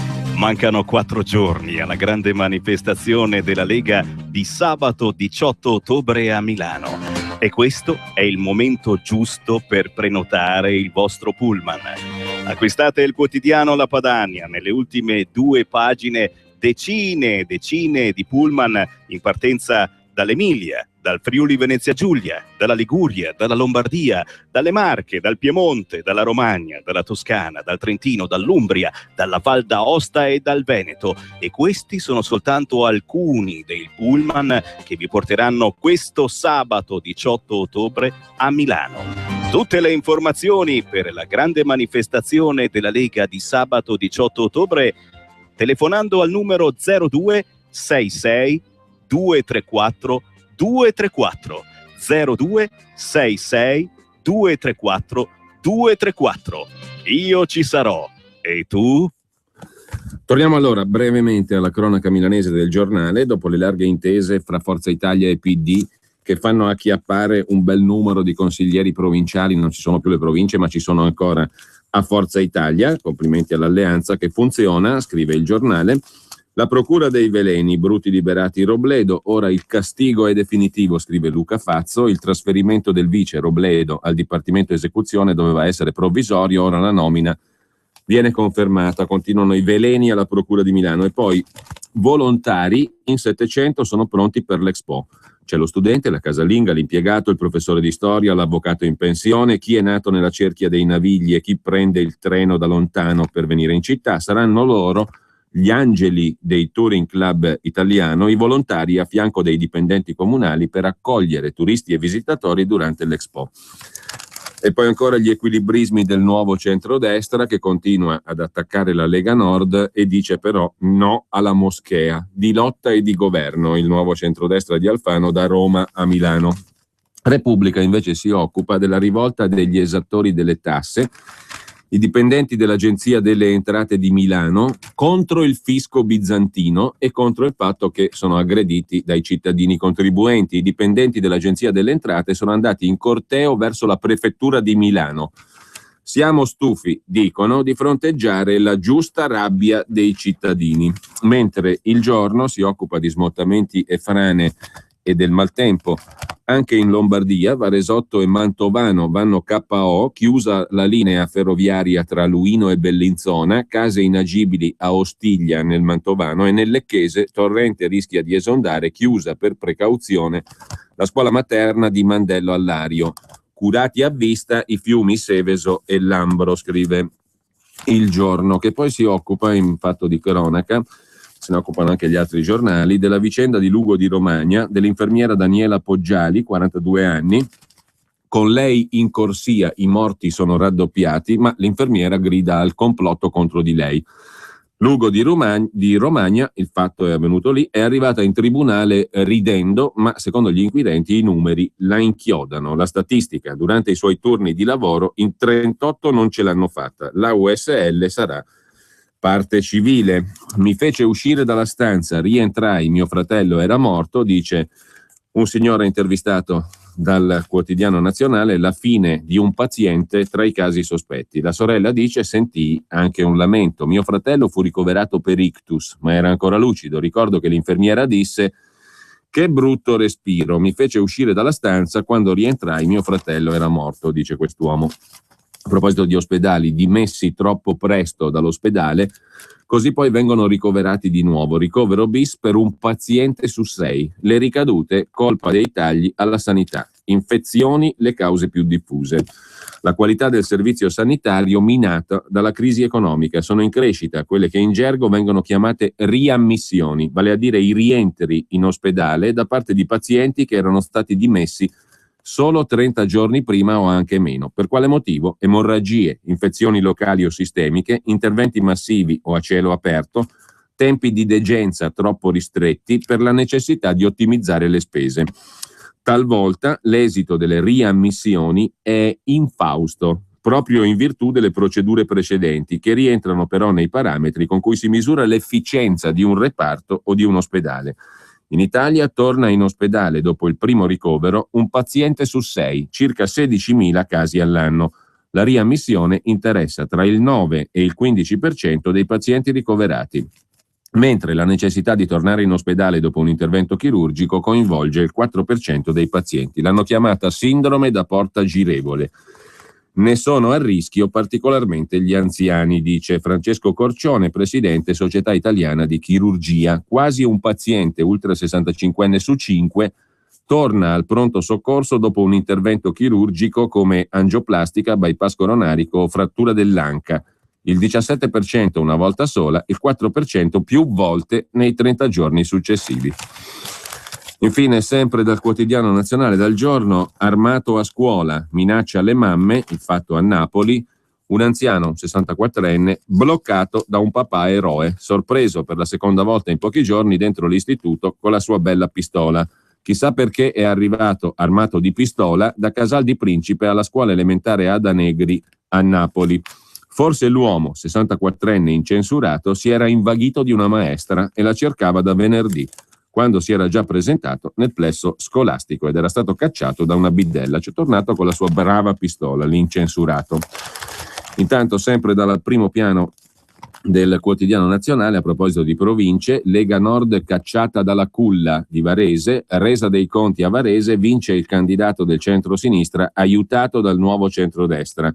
È caos. L'onda lunga dell'effetto Renzi ha squassato uno dei simboli più significativi per la Lega Nord, scrive il Giorno. La provincia di Varese, città culla del movimento, da ieri è guidata da Gunnar Vincenzi, sindaco cinquantenne di Cantello, eletto con i voti di Partito Democratico, Sinistra Ecologia e Libertà e Nuovo Centrodestra. Ha nettamente superato la candidata di Forza Italia e Lega Silvana Alberio, sindaco di Gavirate. Un terremoto politico, scrive il Giorno. A proposito di terremoti ma giudiziari, appalti Expo, prima che l'Expo cominci, la cupola delle mazzette, da Gianstefano Frigerio al PDLino Luigi Grillo, Antonio Rognoni, Angelo Paris, l'imprenditore Maltauro, l'uomo delle Coop Rosse, Primo Greganti, eccetera, eccetera, andrà a processo prima dell'Expo. A Milano la procura chiede il giudizio immediato per 7 persone dell'indagine Expo. E poi una pagina degli esteri che a questo punto viene sacrificata a pagina 20, come se fosse cosa normale leggere titoli di questo genere: cadaveri decapitati nelle strade. Così muore la roccaforte curda di Kobane, orrore dello Stato islamico, mentre Turchia e Stati Uniti litigano sulle basi per i raid. La Turchia non dà le basi aeree per i raid contro lo Stato islamico. Con l'aiuto dei raid aerei della coalizione anti-ISIS, scrive Lorenzo Bianchi sul Quotidiano Nazionale, i curdi siriani di Kobane hanno lanciato un contrattacco. I jet americani hanno messo a segno 4 incursioni. Si combatte con armi automatiche e mortai a meno di 1 chilometro dal confine con la Turchia. Anche questo è un fatto importante, significativo. Un kamikaze dello Stato islamico si è fatto esplodere a bordo di un'autobomba nel settore ovest dell'ex quartier generale dei curdi. Le strade della città di Kobane, simbolo della resistenza curda, sono disseminate di corpi. Molti sono decapitati. Dillar, 13 anni, ha raccontato al Daily Mail britannico la scena orribile della morte del cugino. Urlando Allahu Akbar, Allah è grande, lo hanno messo a terra e gli hanno tagliato la testa. Amin Fajar, 38 anni, padre di 4 figli, parla di decine di corpi senza testa. Ahmed Baki, un contadino di un villaggio non lontano dalla città, racconta che un suo vicino di casa è stato decapitato perché consegnava verdure ai miscredenti. I miliziani curdi hanno riconquistato 2 postazioni nel sud dell'area urbana, uccidendo 13 seguaci del califfo. La Turchia continua a esitare. Così il Quotidiano Nazionale. Ma adesso lasciamo anche il Quotidiano Nazionale con un'ultima notizia di cronaca, peraltro dalla cintura di Milano, dal Giorno. A Sesto San Giovanni una mattina di nuoto a proposito di Islam per sole donne. Organizza il centro islamico di Sesto San Giovanni, piscina aperta anche alle donne italiane. Una mattina di nuoto riservata alle donne senza uomini. A organizzare l'oasi al femminile il centro islamico di Sesto San Giovanni, a ospitarla la polisportiva GEAS dell'impianto Olimpia di via Marzabotto, un salottino rosa, scrive il Giorno. E rosa è anche il manifesto che pubblicizza l'attività. Si terrà ogni lunedì dal 19 gennaio fino al 20 di aprile. E sempre, già che ci siamo, dal Quotidiano Nazionale, anzi dal Giorno, in cronaca locale, giusto un paio di segnalazioni rapide. La vicenda, la brutta storia di Giovanni Giannuzzi, 42enne di Buccinasco, alle porte di Milano, senza un tetto, senza casa dopo la separazione dalla moglie, malato di sclerosi multipla, chiedo una casa dove vivere, dice l'uomo. Il sussidio, 700 euro, non mi basta. Dal 93 lotta contro la malattia.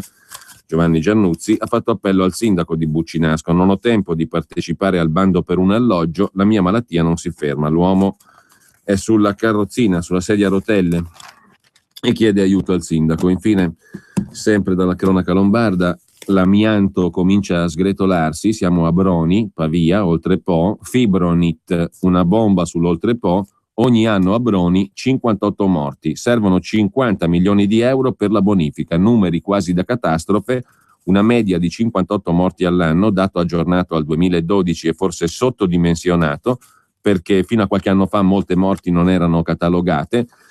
Si conosce la causa, l'amianto, e l'origine, soprattutto un'ex fabbrica che si chiamava Cementifera e nell'ultimo periodo Fibronit, una bomba ecologica a Broni e nell'Oltrepò. 2 pagine sono poi dedicate all'incontro da giovedì a venerdì, il vertice internazionale a Milano fra Europa e Asia, Palazzo Reale come il Quirinale, Palazzo Reale di Milano, in campo gli uomini di Napolitano, cena per il summit euroasiatico e piano di sicurezza deciso dal Quirinale. Intorno all'edificio, al Palazzo Reale di Milano, maxi sorveglianza e transito vietato. La War Room del Quirinale ha già studiato le modalità di protezione del Presidente della Repubblica che arriva a Milano, poliziotti, carabinieri, corazzieri. La questura ha pronta una task force, summit blindato da 2300 agenti, schierati tiratori scelti e scorte armate, su Putin 50 uomini. I rinforzi poi vanno aggiunti al numero di altre decine di poliziotti provenienti da Roma e dall'estero. Gas russo e pace in Ucraina, per 2 giorni a Milano sarà il centro del mondo. In agenda l'incontro chiave tra Putin e Poroshenko, il presidente ucraino. Per chiudere, alta velocità fino a Malpensa sarà pronta per Capodanno, o meglio per Capodanno il responso tecnico. Ferrovie dello Stato, rete ferroviaria italiana, studia il piano per arrivare con l'alta velocità fino all'aeroporto di Malpensa. Ma andiamo alla prima pagina della Stampa di Torino. Qui c'è la foto dei danni causati dal maltempo tra i comuni di Serravalle Scrivia e Gavi, nell'Alessandrino. Dal Piemonte all'Emilia, un inferno di acqua e di fango, titola la Stampa. Il Basso Piemonte rivive l'incubo del 94 dell'alluvione, scuole e negozi chiusi, il Tanaro è 8 metri sopra il livello di guardia. A pagina 2 della Stampa la mappa dei disagi. Germagno, una frana ha invaso la strada provinciale della Valle Strona tra gli abitati di Canova e Prelo nel comune di Germagno, Verbania. A Villa Romagnano, Alessandria, evacuate abitazioni vicino a un ponte sul torrente Grue. A Novi Ligure, allagati i locali della rianimazione e della radiodiagnostica dell'ospedale San Giacomo. A Serravalle Scrivia è rimasto chiuso l'outlet più grande d'Europa. Qui siamo in Liguria. A Gavi, Alessandrino, via Bertelli che collega Gavi a Serravalle è invasa dall'acqua. Località Valle isolata. La situazione è critica anche in località Fabbrica in zona Vallemme. Decine di sfollati nelle frazioni. Secondo Coldiretti, piogge e grandine hanno danneggiato parte dei 1500 ettari di pregiato vigneto Gavi DOCG, ma anche nell'Oltrepò Pavese, a Mantova, in provincia di Piacenza, a Parma, a Berceto, sull'autostrada A7 Serravalle Genova, nel tratto compreso tra Busalla e Vignola in direzione Milano, e sulle linee ferroviarie Genova-Ovada, Genova-Milano, Genova-Alessandria-Torino ci sono parecchi problemi per il maltempo. Avevano già fatto il possibile, svuotato i tombini uno a uno, racconta Nicolò Zancan, vegliato la loro casa durante la notte, dietro alle finestre illuminate della cucina. Alle 8 di mattina io e mio marito ci siamo messi gli stivali e siamo usciti fuori, dice Giovanna Napoleone. Scendeva giù acqua da tutte le parti, dal cielo e dalla strada, non si vedeva niente. Con le pale cercavamo di incanalare il flusso per evitare danni alla nostra villetta. Stavamo lavorando in un frastuono spaventoso di pioggia, ha ceduto un muro di contenimento alle nostre spalle e è crollato giù il costone della montagna. Il giorno della paura è cominciato così, 20 anni dopo, a Gavi, nell'Alto Alessandrino. Poi a valle, ancora una volta, l'acqua si è presa le strade. Tutti hanno sentito l'odore di gasolio, pattume e fogna, la colata marrone dell'alluvione. Siamo finiti sotto il fango, racconta Giovanna. Mio marito, sommerso, non riusciva più a muoversi. Pensavo che soffocasse, l'ho tirato fuori a braccia e accostato a un muro. Adesso è in ospedale per accertamenti. Di sicuro si è rotto tibia e perone, mentre 1,5 metri di melma ha riempito casa nostra. Abbiamo un albero divelto in cucina, un disastro. Anche a Gavi nessuno aveva dato l'allarme, scrive La Stampa. Il pensionato Gianluca Destro si è accorto che stava succedendo qualcosa di brutto dal rumore, vento e acqua. Mi sono buttato giù dalla finestra del bagno, dice, un attimo prima di vedere la sua casa distrutta. È la storia che si ripete identica. Un'altra alluvione mentre si preparavano le celebrazioni per le 12 vittime del 6 novembre del 94. Sono saltati ponti e comunicazioni, danneggiata l'autostrada A7 Milano-Genova. All'ospedale San Giacomo di Novi Ligure è chiuso il reparto rianimazione, sospesi alcuni interventi chirurgici. Costretto ad arrendersi anche l'outlet di Serravalle Scrivia, uno dei più importanti centri commerciali del nord. E poi il solito rosario di problemi e danni: magazzini invasi dalla piena, derrate alimentari distrutte, cantine allagate, case e piccoli negozi. Perfino lo spiazzo della Croce Rossa inagibile a Gavi è stata una bomba d'acqua, dicono i volontari della Protezione Civile. Significa oltre 400 mm di pioggia caduti dal cielo in 5 ore. Un'altra frana ieri sera minacciava il centro storico. Il fronte si stava allargando. Gli sfollati hanno passato la notte alla scuola elementare. Diverse frazioni isolate al confine con la Liguria. La provincia di Alessandria ha chiesto lo stato di calamità naturale. A Spinetta Marengo, fra Tortona e Alessandria, l'acqua è stata più clemente, ma è relativo. Tutte le volte che piove forte finiamo sott'acqua. Sono minimo 3.000 euro di danni, dice la signora Angela Saravesi Rinaldi. Le sedie del suo giardino galleggiano capovolte. Il torrente è entrato dalla porta principale. Tutto l'arredamento marcisce come sempre. Sono anni che diciamo al comune di intervenire, succede niente. Mio marito soffre di cuore, non ne può più. Oggi chiuse le scuole a Novi Ligure, Tortona, Gavi, Serravalle, Arquata Scrivia, Vignola e Stazzano. Restano a casa gli studenti delle superiori di Alessandria, considerati i problemi di collegamento. Il Tanaro in certi tratti ha raggiunto 8 metri sopra il livello di guardia. Nel 94 era arrivato a 9.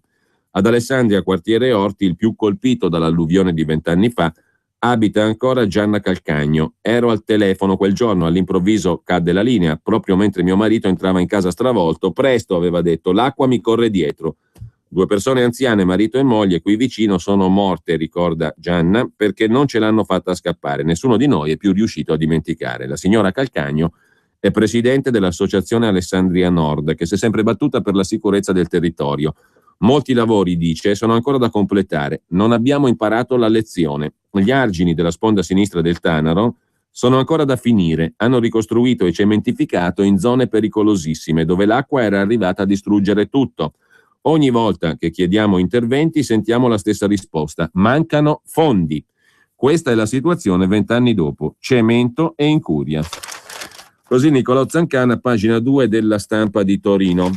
Da Parma invece il torrente Baganza inghiotte i ponti. Chiudetevi in casa. Il sindaco Pizzarotti gestisce l'emergenza via Facebook. Timori per un ragazzo dato disperso dopo che era uscito con i suoi cani, è stato ritrovato in serata. Dal Piemonte all'Emilia, acqua e fango. In primo piano ancora sulla Stampa da segnalare il reportage di Domenico Quirico, inviato a Kenema in Sierra Leone, su Ebola, nella città dove muoiono i medici eroi. Nell'ospedale di Kenema, Sierra Leone, il morbo sembra invincibile, contagiati tutti dal primario agli infermieri, titola la Stampa. Il lungo reportage di Domenico Quirico, pagina 1, pagina 6, pagina 7. Sono a Kenema e sto male, inizia il suo articolo Quirico. Non è il mio corpo, la temperatura agli ultimi controlli è confortevolmente fissa a 36,5. Sto imparando rapidamente i piccoli gesti dei tempi di Ebola. Non toccarsi mai gli occhi o il viso con le mani. Il morbo si insinua nelle piccole dimenticanze, usa le abitudini più banali per entrare in te. No, l'anima, il di dentro, la fodera è quello che soffre, scrive Quirico. Ho l'impressione a Kenema, ai confini con la Liberia, che il tempo si trasformi in un muro e che per sopravvivere debba procedere dentro quel muro. Cos'è questo benvenuto nel nulla? Dal panico si può fuggire, ma se uno diventa il proprio panico, chi attraversa il territorio di un'epidemia come questa subisce un'implosione verso l'interno e qualcosa, un rudere, un cadavere, un vuoto, brucia nel suo interno. Non si conosce forse più la combinazione per uscire da se stessi. Così inizia il reportage di Quirico. E lasciamo anche la Stampa di Torino, ma con un'ultima segnalazione rapida dalla pagina degli esteri. Lo scrittore egiziano, l'abbiamo citato la settimana scorsa, Al-Ashwani, medico, divenuto celebre in Italia col libro Palazzo Yacubian, ha appena pubblicato Cairo Automobile Club, sui paesi del Golfo, i paesi, le petromonarchie per così dire, dietro lo Stato islamico. L'Occidente apra gli occhi, dice lo scrittore egiziano intervistato per la Stampa da Giordano Stabile. È assurdo allearsi con chi istruisce gli imam dell'odio. Nessuna fiducia nell'Islam politico, tanto meno nei fratelli musulmani, che avevano prodotto il presidente Morsi, poi deposto dai militari in Egitto. Sono il finto volto pulito della stessa ideologia che alimenta lo Stato islamico, dice a chiare lettere Lo scrittore egiziano, nonché medico Al-Aswani, fratelli musulmani sono la stessa roba dell'ISIS, il volto pulito per così dire, molta fiducia nell'Egitto e nei suoi 50 secoli di storia, nello spirito cosmopolita, nella sua anima che alla fine uscirà dalla lunga transizione verso la democrazia. Così Ala El-Aswani, che è a Torino per presentare il suo ultimo romanzo. È stato in prima linea nella rivoluzione contro Mubarak, ma anche contro Morsi, il presidente dei fratelli musulmani, che poi è stato rimpiazzato dal generale al-Sisi. Ha scelto di ambientare il suo romanzo nell'Egitto degli anni 40 e da lì parte la conversazione. Per quanto riguarda l'Egitto, la dittatura è una malattia cronica, non è un'infezione, ci vuole tempo per curarla. Spesso però rimpiango il vecchio stato di Mubarak, dice Al-Aswani. Per gli egiziani, e non solo loro, il dittatore era anche un padre, li proteggeva. In tanti ne hanno nostalgia. Non si può passare di colpo alla democrazia. Ci vuole una transizione. Pubblicità e poi proseguiamo in questa intervista piuttosto interessante allo scrittore egiziano e medico Ala Al-Aswani, a pagina 19 della Stampa di Torino di oggi. 1, 2, 3, 4, 5, 6, 7, 8, 9, 10, via! Tana per papà, tana per la mamma seduta accanto a papà, tana per Giulia accanto a me, tana per Fido nel portabagagli e tana per il mio amico invisibile. Nissan Note, spazio versatile in movimento. L'abitabilità e il comfort da 11.900 euro con anticipo zero. Info su nissan.it. Tana libera tutti! Nissan, innovation that excites. Per la tua pubblicità su Radio Padania Libera, chiama il numero 02 66 23 44 22. Torniamo alla Stampa, intervista allo scrittore egiziano medico Ala Al-Aswani. A proposito appunto del dittatore di cui si ha nostalgia, è stato tra i critici, è sceso in piazza contro Mubarak. Adesso dice lo scrittore Al-Aswani, non si può passare di colpo alla democrazia, ci vuole una transizione. Spesso rimpiango il vecchio Stato. Per gli egiziani il dittatore era un padre, li proteggeva, in tanti ne hanno nostalgia. Quanto invece al presidente espresso dalla fratellanza musulmana, Morsi appunto, aveva sospeso la democrazia in pochi mesi abrogando la Costituzione. È la strategia dei fratelli musulmani. Credono nella democrazia ma una volta sola, finché sono eletti. È come una siringa usa e getta. Io sono medico dentista, mi viene questo esempio. Lasciano votare una volta, vanno al potere e poi attuano il programma, che è quello di una teocrazia. Solo loro possono decidere, fare le scelte giuste, perché sono ispirati da Dio, da Allah.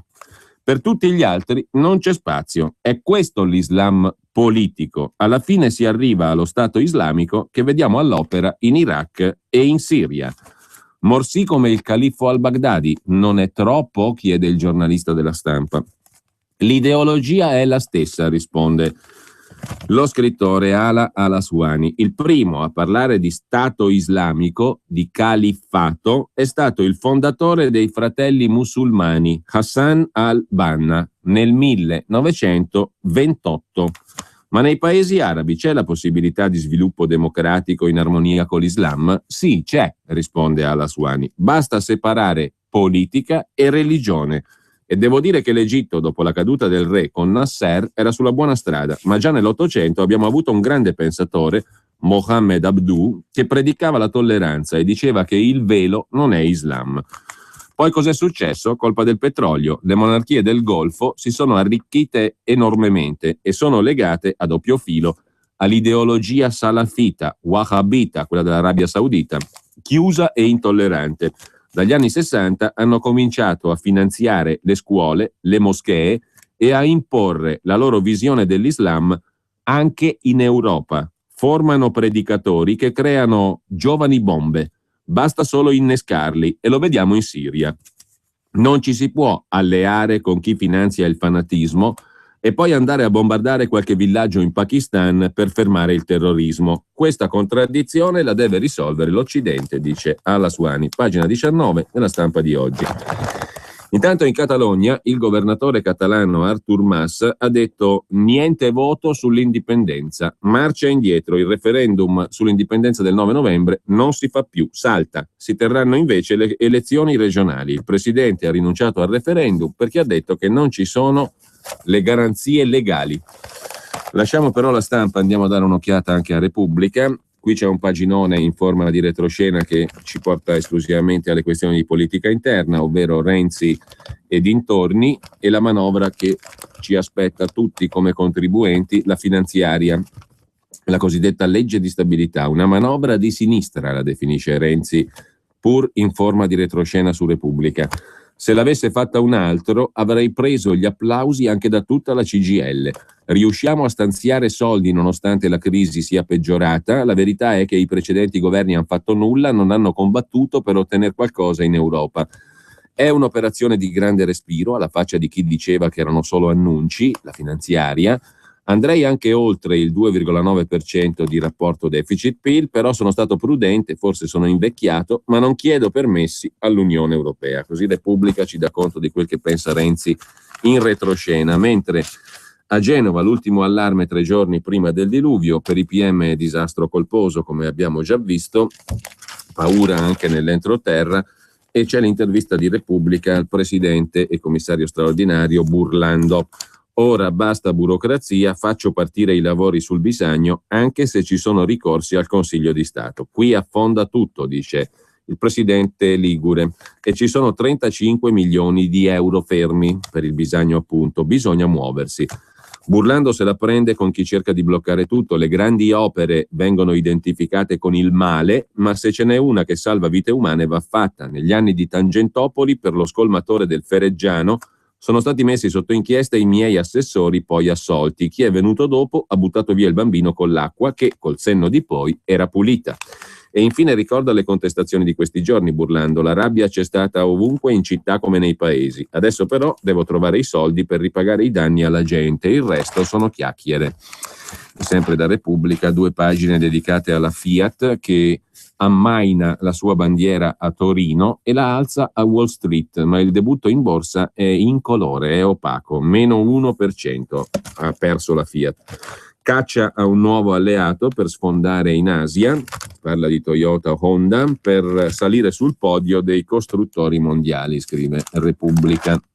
Mentre a proposito di industria italiana per la Fiat ormai è una parola grossa, ma comunque c'è un'altra questione, diciamo così, che va alla grande sui giornali di oggi, la questione Luxottica Leonardo Del Vecchio, ribaltone, titolo a picco in borsa, crollo del 9% per Luxottica dopo l'uscita dell'amministratore delegato Cavatorta, bruciati in un giorno 1 miliardo e 800 milioni di euro di valore. Si dimette anche Roger Abravanel, che è anche editorialista del Corriere della Sera, congelata la nomina del nuovo amministratore e via dicendo. Anche qui Giovanni Pons, che è uno dei giornalisti più esperti di Repubblica per quanto riguarda il mondo della finanza e dell'industria italiana, si occupa più che altro dell'influenza della moglie di Del Vecchio. I disegni della dama bianca che si sposò 2 volte col patron, ora punta al 25% del gruppo. Così si è riaccesa la Dynasty. Poi c'è ancora spazio su Repubblica per il passaggio del senatore Antonio D'Alì dal nuovo centrodestra a Forza Italia. D'Alì ha anche avuto una bella serie di problemi giudiziari in Sicilia. Effetto domino, dice lo stesso D'Alì intervistato da Repubblica. Magari non ne potevo più di fare la stampella della sinistra. Il progetto di Alfano è appannato, dice D'Alì, che se non sbaglio è anche sottosegretario all'interno. Con Berlusconi rapporto mai interrotto. Il ritorno in Forza Italia è naturale e tutti a disquisire di quanta gente adesso dal nuovo centrodestra di Alfano è pronta a ritornare in Forza Italia. Tra l'altro, a proposito di tornare a Forza Italia o andare ad Arcore, anche l'altro argomento strabattuto dai giornali di oggi è la visita di Luxuria insieme alla fidanzata di Berlusconi ad Arcore. Luxuria ad Arcore vede Berlusconi e sui diritti dei gay è giravolta politica. Organizzata dalla Pascale, dalla fidanzata di Silvio, una cena a sorpresa di Berlusconi con Vladimir Luxuria, la leader transgender che era stata un bersaglio delle sue invettive elettorali. C'entra la benedetta legge sulle unioni civili, di cui fra Pax, Dico, eccetera, si parla da un decennio. Nell'immaginario popolare un caso di iper mega turbo trasformismo esistenziale, scrive Filippo Ceccarelli. L'intervista a Vladimir Luxuria la trovate anche sulla Stampa di Torino, oltre che su Repubblica. Dopo tante donne, a Silvio fa bene occuparsi di noi, dice l'ex parlamentare di Rifondazione Comunista, Luxuria appunto, attivista per i diritti LGBT, cioè lesbo, gay, bisexual, transgender. Francesca Pascale, dice Luxuria, ha fatto a Berlusconi una capa tanta e poi gli elettori di Forza Italia sono più favorevoli di quelli del PD alle nozze omosessuali. A proposito del PD, ex PC, PDS, DS, a 25 anni dal suo annuncio che decretò la fine del Partito Comunista Italiano, Repubblica intervista, pagina 17, Achille Occhetto, l'ultimo segretario del PC, il quale dice: per molti la svolta della Bolognina era solo voglia di potere, ma poi al governo ci sono andati soltanto loro. Per molti, molti mi rimproveravano che quella svolta fosse voglia di potere da parte mia, dice Occhetto, però poi al governo ci sono andati loro, quelli che mi rimproveravano di aver fatto una scelta, quella di chiudere il PC, soltanto per andare a mettere le terga sulla cadrega. Poi ci sono andati loro a mettere le terga sulla cadrega. Adesso hanno vinto i moderati, io ho votato Tsipras, la politica mi ha deluso, dice Occhetto a Repubblica. Ho traghettato un partito che poteva finire sotto le macerie del comunismo internazionale. Berlusconi fu messo da parte dopo la sconfitta contro di lui, ma poi la sinistra ha tenuto in vita Berlusconi per anni. Renzi, il premier, Renzi mi piaceva da rottamatore, dice ancora Achille Occhetto, non vorrei che si rivelasse una bolla. Mentre a pagina 18 di Repubblica si dà conto dell'allarme, l'allerta anzi dell'Organizzazione Mondiale della Sanità sul virus Ebola. La peggiore epidemia dei tempi moderni, l'ha definita l'Agenzia Sanitaria delle Nazioni Unite, l'OMS, Organizzazione Mondiale della Sanità. Paura a Bruxelles. Un uomo ricoverato nella capitale belga, 2 falsi allarmi a Roma e Milano. Obama e Hollande chiedono che il mondo unisca le forze, come si usa dire in questi casi. Il contagio può avvenire per via sessuale anche dopo la scomparsa del virus nel sangue, perché si mantiene nello sperma, per esempio, per diverse settimane anche dopo la scomparsa del virus di Ebola dal sangue. Sempre poi dalla Repubblica, un articolo curioso da Parigi di Anais Ginori sull'avvocato Marine Le Pen che, quando faceva l'avvocato agli esordi, salvò il clandestino. Da giovane legale d'ufficio, la presidente del Front National fece evitare per 6 volte l'espulsione a un immigrato algerino. Non ce l'abbiamo con voi, siamo solo in disaccordo con le politiche sugli ingressi, dice Marine Le Pen. E infine, sempre da Repubblica, a pagina 28, merita una menzione anche l'articolo di Federico Rampini sulla Cina, che supera gli Stati Uniti nella top 10 del PIL, prodotto interno lordo, indice del benessere economico, per così dire, e dello sviluppo, per quanto criticato da molti come indice. In ogni caso, sempre più paesi emergenti nella top 10 del prodotto interno lordo. La Cina ha superato gli Stati Uniti e l'Italia è fuori. Fondo Monetario e Banca Mondiale aggiornano la classifica, sorpasso dell'India su Giappone e Germania. Il rallentamento della crescita cinese sta però influenzando lo sviluppo globale. Sorpasso della Cina documentato dal Fondo Monetario Internazionale per quanto riguarda il PIL in miliardi di dollari a parità di potere d'acquisto. La Cina è diventata in pratica il paese numero 1 e la nuova top 10 globale e noi non ci siamo. In occasione del meeting annuale a Washington, Banca Mondiale e Fondo Monetario hanno aggiornato le misure dell'economia. Usando il prodotto interno lordo a parità di potere d'acquisto, che è un metodo per aggiustare i diversi livelli di costo della vita, c'è la conferma del sorpasso annunciato. L'economia cinese, in base a questo criterio, cioè PIL a parità di potere d'acquisto, tenendo conto dei diversi livelli di costo della vita nei diversi paesi, con questo criterio l'economia cinese è passata al primo posto nel 2014, gli Stati Uniti al secondo posto al mondo. 17.600 miliardi di dollari il PIL cinese, 17.400 quello americano. L'India è a 7.200 il Giappone a 4.700, la Germania a 3.621 miliardi naturalmente di prodotto interno lordo, e l'India appunto balza già al terzo posto superando Giappone e Germania. Dunque Sindia, il mix tra Cina e India, diventa realtà e occupa un peso dominante nei nuovi equilibri economici. Nel frattempo, sempre dalla pagina di economia, in Francia il Nobel per l'economia Jean Tirole, a un francese, Jean Tirole, il Nobel per l'economia. La Francia è in crisi economica, non gli economisti francesi, il Nobel appunto a Jean Tirole. Dopo il successo editoriale dell'altro economista Thomas Piketty, il massimo riconoscimento dalla Svezia e il premier francese Valls che dice è una rivincita. Il paese non ha bisogno di austerity, dice il neo Nobel, serve un piano di riforme. E lasciamo Repubblica con la segnalazione del pezzo di Franco Cordero nella pagina dei commenti. Come sempre, diciamo, per chi ama un certo tipo di scrittura molto colta, quasi barocca, è un piacere per leggerlo, diciamo così, per chi ama questo tipo di scrittura, naturalmente non per tutti. Mentre c'è una notizia da dare anche dalla pagina di Repubblica Salute a proposito di possibili cure per l'Alzheimer. Repubblica parla di una svolta: per la prima volta riprodotta la malattia, l'Alzheimer, in una provetta con staminali umane, si accelera di molto la ricerca di cure per l'Alzheimer. A inizio 2015 primi test sui farmaci, con un'intervista al leader del team di studiosi in Repubblica Salute. Ci lasciamo da Repubblica con un'altra segnalazione, un altro pezzo di Federico Rampini, che ha scritto un libro, ormai viene da dire, con tutto il rispetto naturalmente, che non si sa più cosa inventare, e allora si trovano ricette economiche anche nelle canzoni dei Beatles. Cari economisti, andate a lezione dai Beatles. Nel suo nuovo libro Federico Rampini svela, attenzione anche il verbo è interessante, svela che i temi della crisi attuale sono già tutti nelle canzoni dei Beatles, dei Fab Four, e perfino le possibili ricette per uscirne. Se gliela dite a Renzi, questa rischia di essere una cosa pericolosa, perché la prossima finanziaria la fa con le canzoni dei Beatles da ammannire al popolo e con le tasse da ammannire al contribuente. Non fate sapere a Renzi che le ricette economiche erano nelle canzoni dei Beatles, perché sennò, anzi, potrebbe essere uno spunto per Crozza, per la verità, ma non tanto rassicurante per il contribuente, perché ridere va benissimo, però c'è anche da piangere. Il Giornale mette in prima pagina invece, tanto per cambiare, Renzi che fa una cosa di destra.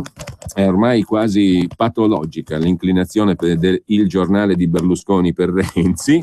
Finalmente meno tasse, titola il Giornale, come fosse cosa fatta naturalmente, tagli alle imposte per 18 miliardi, sgravi alle imprese che assumono.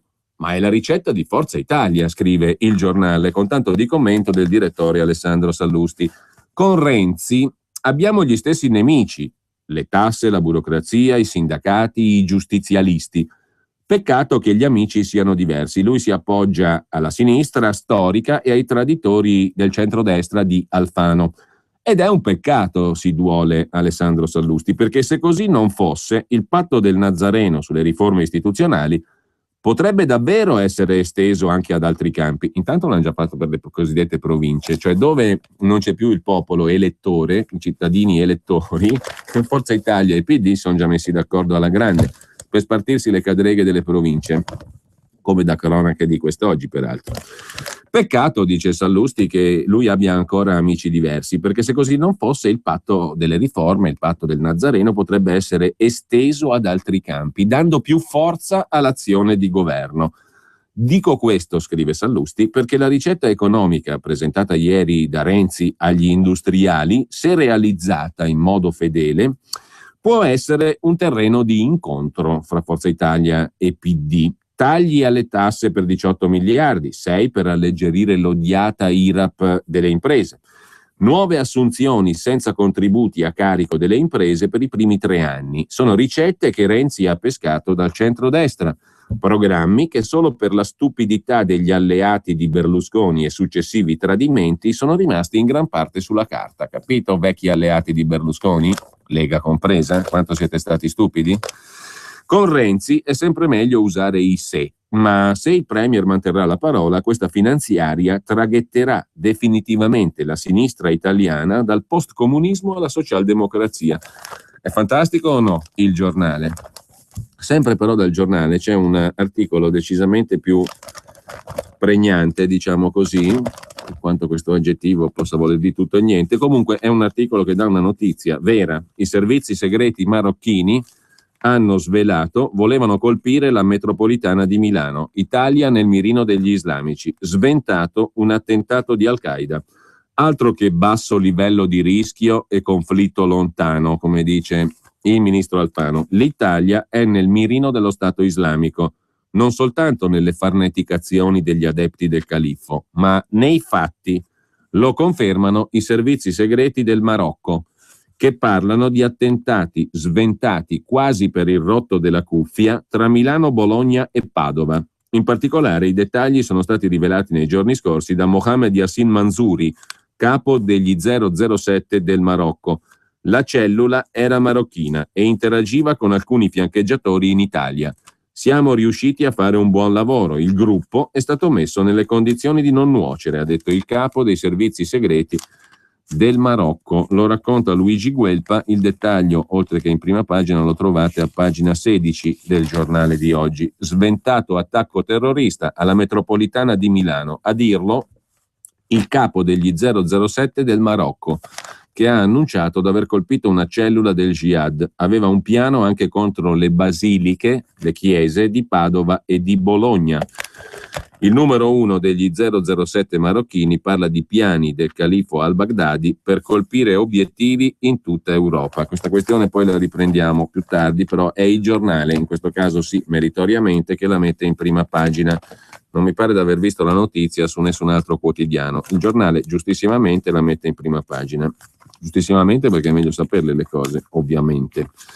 C'è anche in prima pagina l'ex amministratore delegato di Finmeccanica Orsi, che parla della decapitazione subita dai pubblici ministeri, decapitati dai PM. Usare sto verbo in sto periodo per una vicenda pur grave come quella di Finmeccanica può essere anche così forse poco appropriato, ma ad ogni modo l'intervista a Orsi è a pagina 10. Solo qui i PM decapitano un colosso, dice il manager che è stato assolto dall'accusa di corruzione. In nessun posto si arresta senza prove il presidente della più grande industria del paese, Finmeccanica. Si possono separare le responsabilità personali da quelle dell'azienda per evitare danni alle società. È molto difficile capire dall'estero, dice ancora l'ex amministratore di Finmeccanica Giuseppe Orsi, che in Italia puoi finire in galera senza un processo. Tutti i politici che prima mi cercavano sparirono, anche Bersani, che mi conosce bene, fu freddo. La storia della tangente alla Lega, poi dimostratasi bufala nel processo, com'è nata? Risponde Orsi, da un giro di persone che ha avuto un danno dalla mia nomina. C'era risentimento nei miei confronti legato all'interruzione di certi affari che io non consideravo corretti e quindi la volontà di screditarmi con false accuse. Le accuse di aver ricambiato la Lega per la nomina. Io non fui nominato grazie alla Lega, dice Orsi al Giornale. Ero nella rosa in quanto manager con i risultati migliori di tutto il gruppo, come amministratore di Augusta Westland, l'azienda più grande della provincia di Varese, territorio amministrato da molti leghisti con cui era ovvio avere rapporti istituzionali. Maroni l'ho conosciuto quando era ministro, mai avuto rapporti personali o di partito, dice Orsi, intervistato da Il Giornale. Sempre dal Giornale, l'ex sindaco di Roma Alemanno, che dice: a me mi linciarono per la neve a Roma, a sinistra come a Genova si perdona tutto. Dice Alemanno. A proposito di Genova, piove sul fango, paura fischi e Renzi scappa, è il titolo d'apertura del Fatto Quotidiano. Il Premier si tiene alla larga dalla città di Genova per paura delle contestazioni e si mobilita solo coi tweet. Intanto contrordine, gli spalatori di Beppe Grillo restano a Roma. E poi c'è un altro servizio di Carlo Tecce sulle europee. Ecco chi ha versato i quattrini, la grana, titola il Fatto. Aiuti e aiutini per vincere la lotteria di un seggio a Strasburgo e vivere felici. I soldi per le elezioni europee. Forza Italia foraggia Toti. All'ex ministro De Castro del PD il sostegno delle aziende casearie.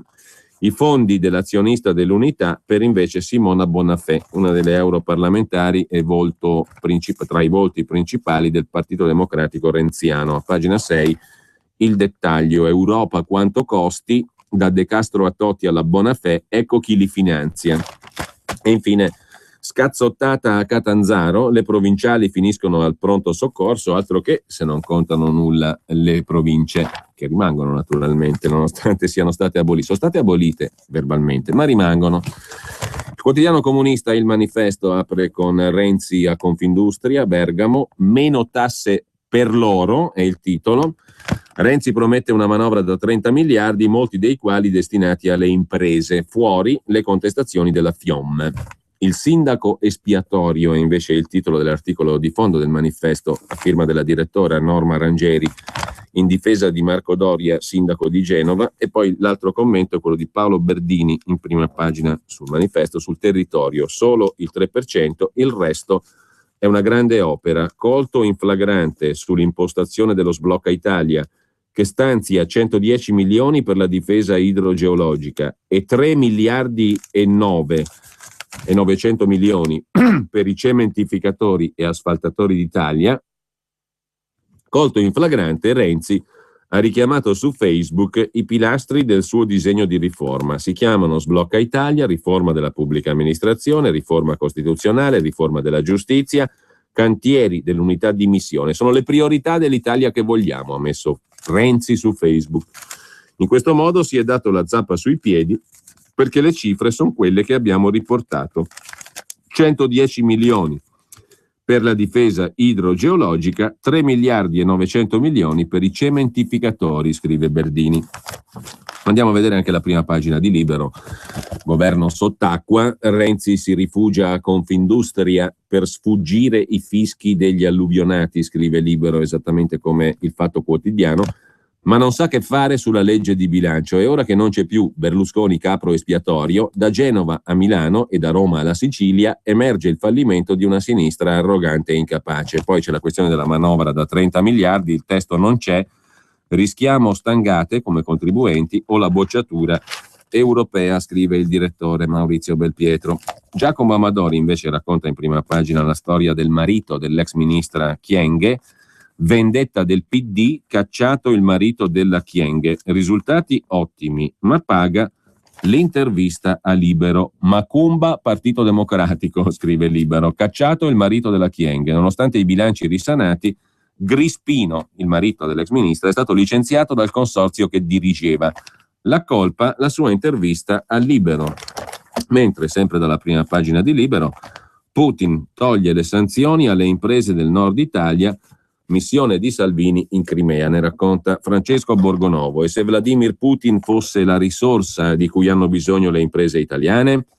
Certo, Renzi si è buttato a pesce sulle sanzioni contro la Russia, che portano danni incalcolabili all'agricoltura e al Made in Italy in generale. Eppure, guardare a est potrebbe essere una soluzione per uscire dal pantano e tirare una boccata d'ossigeno. Anche perché, dalle parti di Mosca, scrive ancora Borgonovo, ci sono porte aperte, potrebbero esserci anche praterie per le imprese italiane. Putin sarà a Milano giovedì e si suppone che con Renzi discuterà delle sanzioni e delle prospettive per le imprese italiane. Nel frattempo, a muovere qualche passo avanti concreto ci ha pensato la Lega Nord, una delegazione del Carroccio composta dal segretario Salvini, dal suo portavoce Savoini, dal responsabile esteri D'Amico, si è recata in Crimea per incontrare le massime cariche del paese.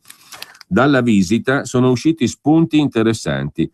Salvini ha visitato la flotta russa sul Mar Nero a Sebastopoli e ha suggerito a Renzi di farsi prestare la loro grande nave ospedale e qualche altra nave per difendere i nostri mari dagli immigrati.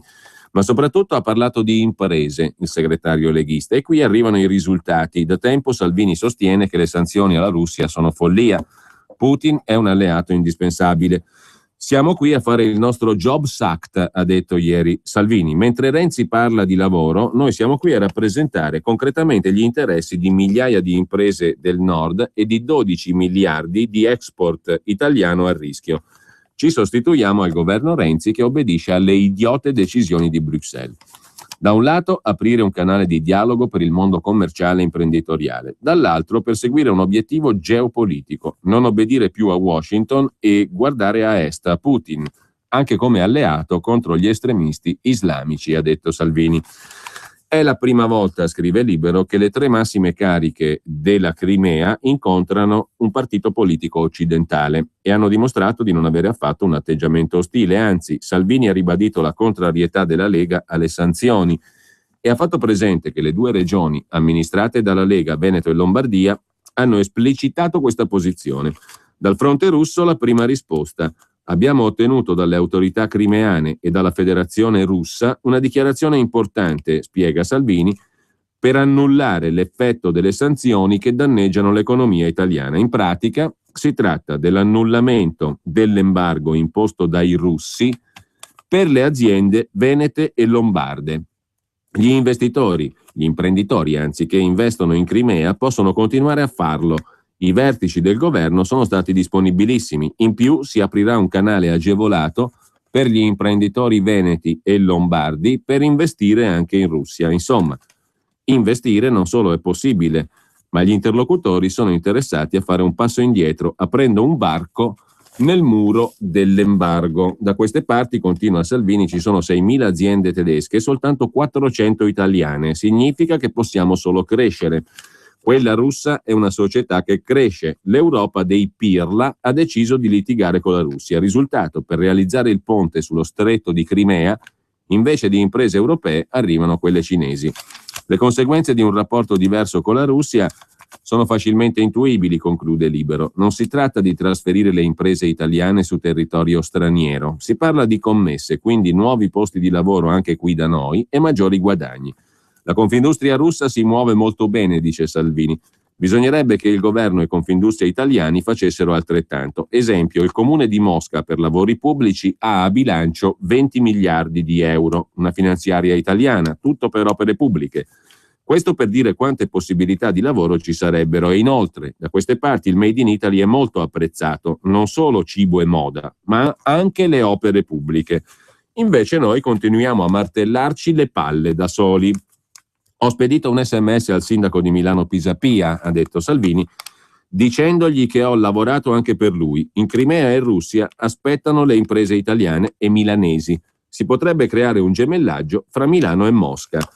Sarà a Milano Putin la settimana prossima, conclude Salvini. Speriamo che venga accolto come un amico piuttosto che come un pericoloso dittatore. Con ciò noi ci salutiamo. Dovremmo segnalare anche un paio di articoli dal Foglio di Giuliano Ferrara in prima pagina. Arriva la nuova crisi finanziaria, punto di domanda, l'articolo di Alberto Brambilla. E poi ci sono 2 pezzi, uno sui generali che avvertono il titubante Obama che stanno arrivando a Baghdad, gli amici dello Stato islamico, così dicono i generali americani al riluttante Obama, e l'altro invece è sui rapporti tra America e Cina che si sfidano in Italia, la storia inedita di uno scontro di potere, da Eni a Telecom Italia, dossier Finmeccanica, timori americani, battaglia economica. Però ci dobbiamo fermare qui. No, però un paio di segnalazioni le facciamo, non importa, sforiamo, non importa, ci revocano i contratti pubblicitari, ci martelliamo da soli, fa nulla. Sul Foglio, prima pagina dell'inserto, il bisagno incazzato, il pezzo di Giuseppe Marcenaro su Genova, tutto da leggere, e poi a pagina 4 dell'inserto invece le Yazide, nostre schiave, è la dottrina dello Stato islamico che secondo loro giustifica il rapimento di massa e la schiavitù delle donne. Salve, sono Giovanna della Mondoflex. Mondoflex. Venire